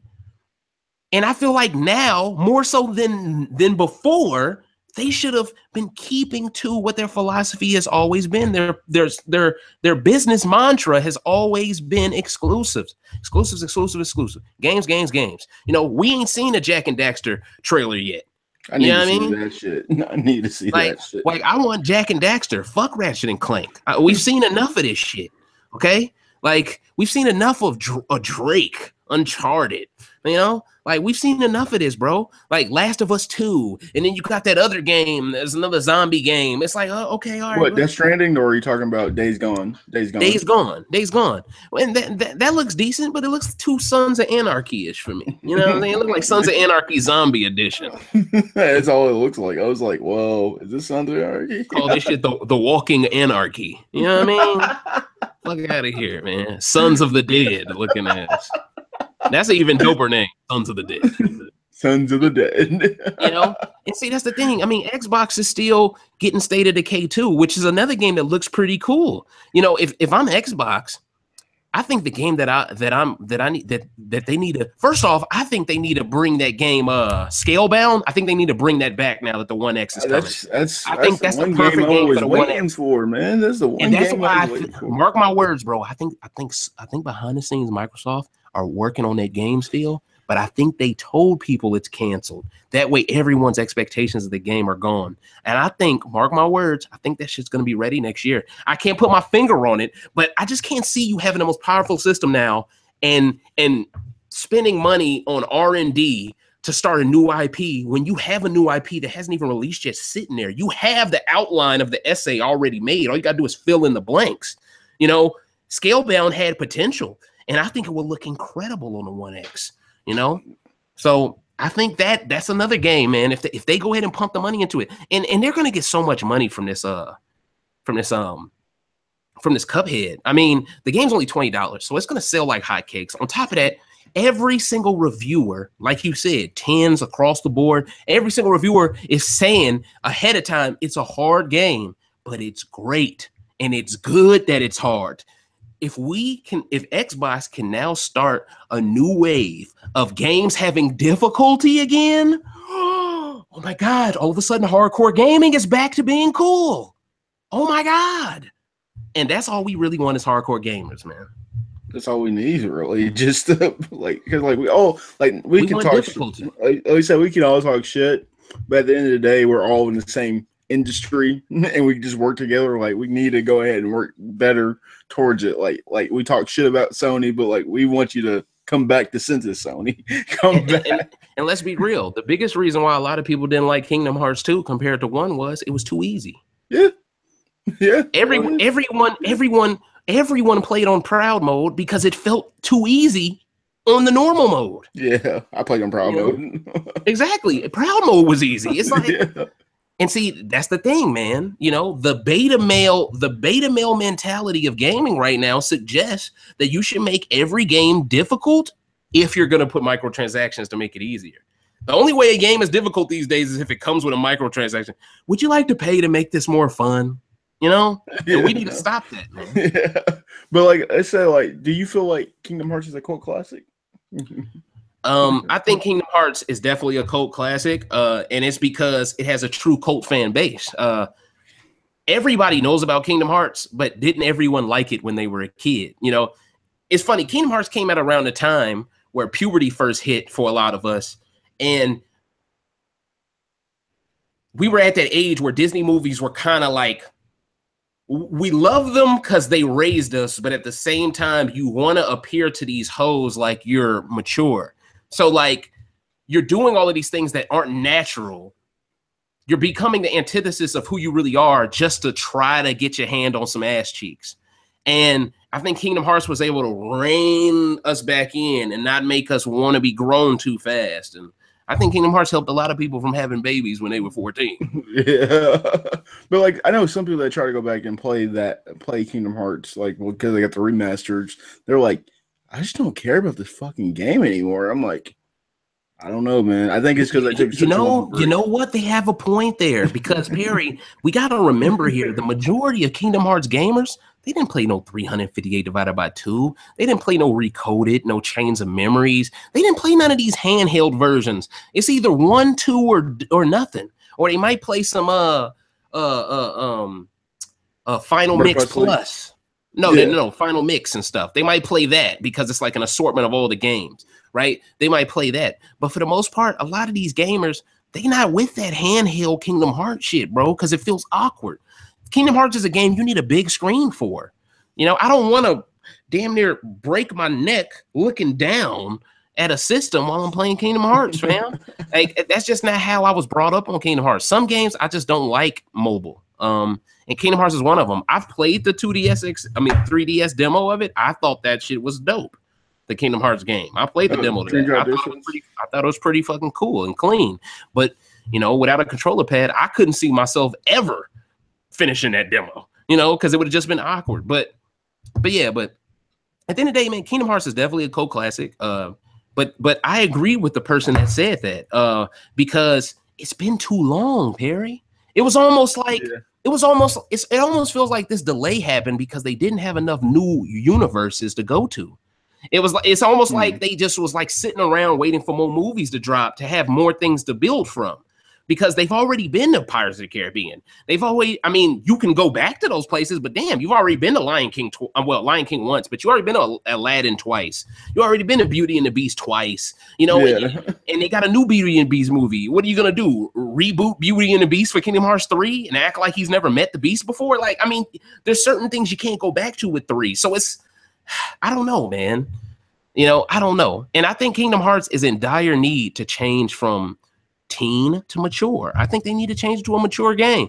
I know it's kind of impossible with the Disney Disney brands, all of the brands and stuff. I know it's hard to do that, the sponsorships, but I think it would be fucking badass to see some blood on a Keyblade.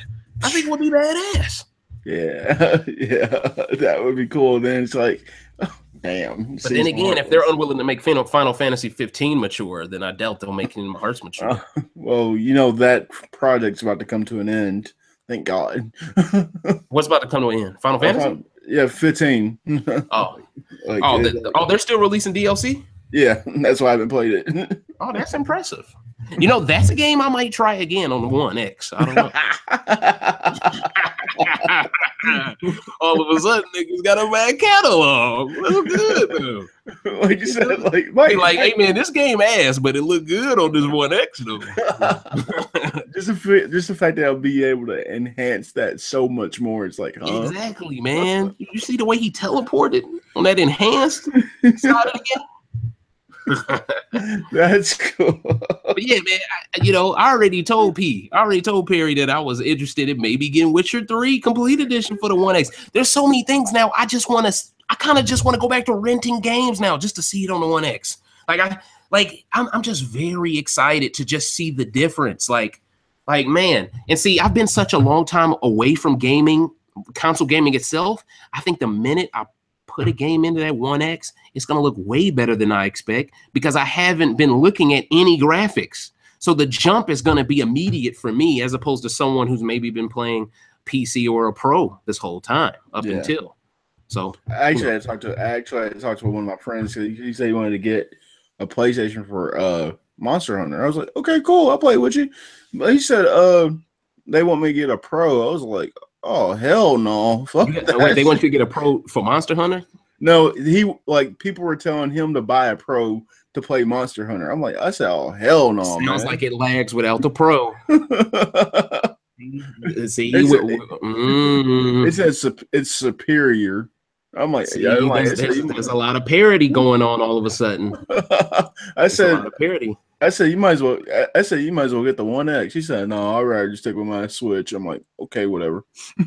I mean, hey, I don't blame the man, but it's gonna come a time where that One X, it's gonna be hard to deny, man. There's no denying. Like, you can't deny. Like, especially like me, I gotta go all 3. Like, I'm just saying, I know plenty of people that pre-ordered the Switch, including you. But I know people that pre-ordered the Switch, and when the Switch didn't even have any games. Yeah. You know, we're talking about pre-ordering a console that already has a whole bunch of games still ready for it, has backwards compatibility, has Ultra HD, true HDR support. I mean, it has everything you need in a home entertainment device, all packed into the smallest Xbox ever made with its own cooling agent. I'm expecting it not to make much noise either. You know, this is the best bang for your buck you're going to get for years, in my opinion. I mean, people are talking about 500 might be too expensive. And I'm like, bro, I paid $650 for the PS3. So get the fuck out of here talking about that's too expensive. I paid $450 for the PS4 Pro. Like, you know, and the PS4 Pro I bought a year ago, and it's half as good as the One X. So in reality, when people tell me that you're wasting your money, I think that's the mentality of a broke nigga to tell me I'm wasting my money. You know, it's like, bro, it's my money. Like, how can you tell someone that they're wasting their money when they're clearly buying the best thing on the market? That's not a waste of money. Like, that's like telling a dude who's a NASCAR driver, hey, man, you got the best transmission on this race course, but that was a waste of money, though, because mine cost $1,000 cheaper. Well, I just dusted your ass in this race, nigga, so maybe you should invest in this shit, too. You feel me? Exactly. All this damn lag that's going to be involved in all of these damn games. That's why Sony don't want no cross-play. Come on, fam.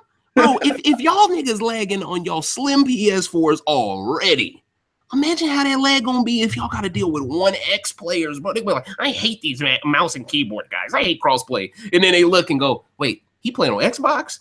Dun, dun, dun, dun, dun. And they Kill Bill look on their face, boy. Like when Vivica, when she went in the cereal box. Like, damn. And hell, like you said, Nintendo's going to have their crossplay too. Get to play Rocket League with people on Xbox. I'm like, really? Let's go. Like, and I low-key do want to try Rocket League because it's like soccer. I low-key do want to try it. Yeah. And it's funny because the guy that I used to podcast with, my homeboy Leaf X, he's actually a host. He's like a commentator for that shit, for their pro league. I actually want to get a hold of his ass. I kind of regret not fucking with them niggas no more. You know, motherfuckers blew up on my ass. Like, damn, what? Rocket, what? Rocket power, looking ass nigga. Hey, dude, Twister, man. I like fish tacos. Hey, Lars, looking ass, boy. Hot burger. That might be the title of this podcast, bro. Hot burger. From Rocket Power to Rocket League. I got a poo-poo platter for everyone. I remember Rocket Power. You know what? I might watch that on the Fire Stick. I love that show. I wish that shit was on Netflix. That was low-key the coolest show. It's just a whole bunch of friends that love playing sports together. Exactly. I think we'll wrap it down for this note. Where can we find you at? What's going on with you? Man, y'all know the dealie, man. Y'all know the demo, man. I'm Recency Bias Radio, man. I just recently did a 2-minute video shitting on Cardi B's life. Oh, if y'all want to add me on Facebook, I'm David Smith. You feel it, dig me. I'm on Perry's friends list, so just look at his friends list and you can find me. You can also find the Recency Bias Radio fan page as well as the Hot Take Arena fan page on Facebook. You can also find my YouTube channels, Hot Take Arena, where Perry definitely contributes as well. And you can also check out the Recency Bias Radio YouTube channel. But currently we only specialize in Big Brother rants. But I guarantee you, if you don't like Big Brother, I can make you a fan of it if you give me some time. I got over about 15 hours of content on that channel already. We've grown to about 1,150 subscribers in less than 3 months. So that's crazy growth. I'm proud of where we are. Currently, we're on break. We're on hiatus. I like to take little vacations to let my brain recharge and to get the hunger back. And the Recency Bias Radio podcast, which is on iTunes and SoundCloud, will be coming back on Halloween. I'm dropping it on Halloween.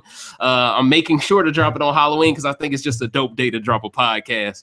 The title of it will be called Take a Knee, and I will be going ham on white supremacy. So I hope you guys are ready. And I told Perry in the past that I was considering not doing music anymore for my intros. For this Take a Knee episode, we doing a song. You better be doing a song. We doing one. Now, after this episode, we might not do another one until the finale, but we doing one for this one. We finna shit on some niggas. Like you're doing some really big things, bro. I appreciate it. Much love to you, bro. I appreciate it, man. You up next, bro. That's why I keep trying to tell you. That's why I keep trying to motivate you and go, bro, man, do this game, do that game. Yeah, exactly. You're like, I get that now. Like, you got to do it. Like, and see, certain people, when I say stuff, see, a lot of people now, especially people on Facebook, right? Ever since I posted that little picture of getting mail from Google, people kind of look at me like I'm bragging. I'm actually trying to motivate. Like one of my homeboys sent me a DM earlier today, a dude that went to K-State with me. I don't know if you remember him. His name is Cliff. He's from Chicago. He sent me a DM earlier today. He said, hey, bro, can I ask you a question, man? How do you go about starting a podcast? And I'm starting to get more and more people interested in doing it because they're seeing like, wow, like this man, Dave, he was talking about this shit 2 years ago. Everybody kind of like just dismissed him, but we're seeing legit progress in what he's doing now. And, you know, everyone, all of us, when we go to the barbershop, when we go to our friend's crib, when we go to Buffalo Wild Wings, when we go anywhere with our homies, we all are doing podcasts. We just ain't recording them. And that's the mindset I want people to take into when it comes to podcasting. There is no pressure on podcasting that you don't put on yourself. Okay, this is so much fun, like for real, more fun than I thought it'd be. Like, just exactly, you know, and each time you do it, it's easier. Like you say, we don't ever get this time to like just sit down and talk for like a couple hours. Just okay, yeah. And all of these things get locked in a time capsule.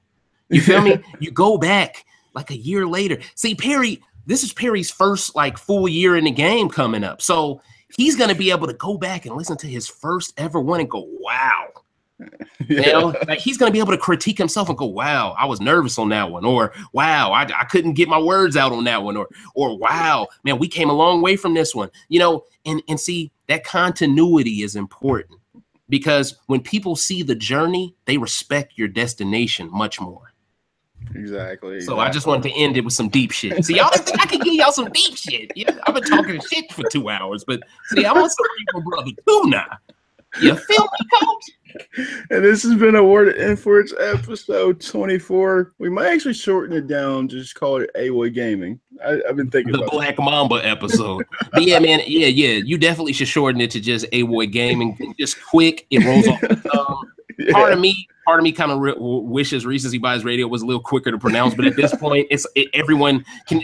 It's just catchy, so it's like, all right, I'll live with this long ass brand name. But for you, though, Awoi Gaming is so fast. It's like, man, you peep that new Awoi Gaming, like it just sounds natural. Yeah, like Awoi Gaming, like they'll see what Awoi stands for anyway. So, anyways, yeah, you can find me clean, bro. So you'll find me on Twitter at Agent Platypus 23, and this will be on. You need to change that name, by the way. You bullshitting. Hey, when you get that, when you get that 1X, you better change your name because you know when you get an Xbox, they give you a name like that to start off with, right? It'd be like masturbating dandelion 26. It'd be like, what the hell is this shit, bro? Like, and they'd be like, you know, you can change your name for free only once. So I don't want to see no Agent Platypus. Like I want it to be Awoi. Be like, oh, matter of fact, your name this should be your name on Xbox One X. Call yourself Awoi Boy. Ooh, that's clean though. Awoi Boy. You feel me? Yeah. You're gonna be like, bro, this dude is savage. You feel me? You can find this on iTunes and YouTube and any of your podcast directories. And like you said, this has been Awoi Gaming, and we'll check you out soon. Peace, guys. Y'all be smooth, man.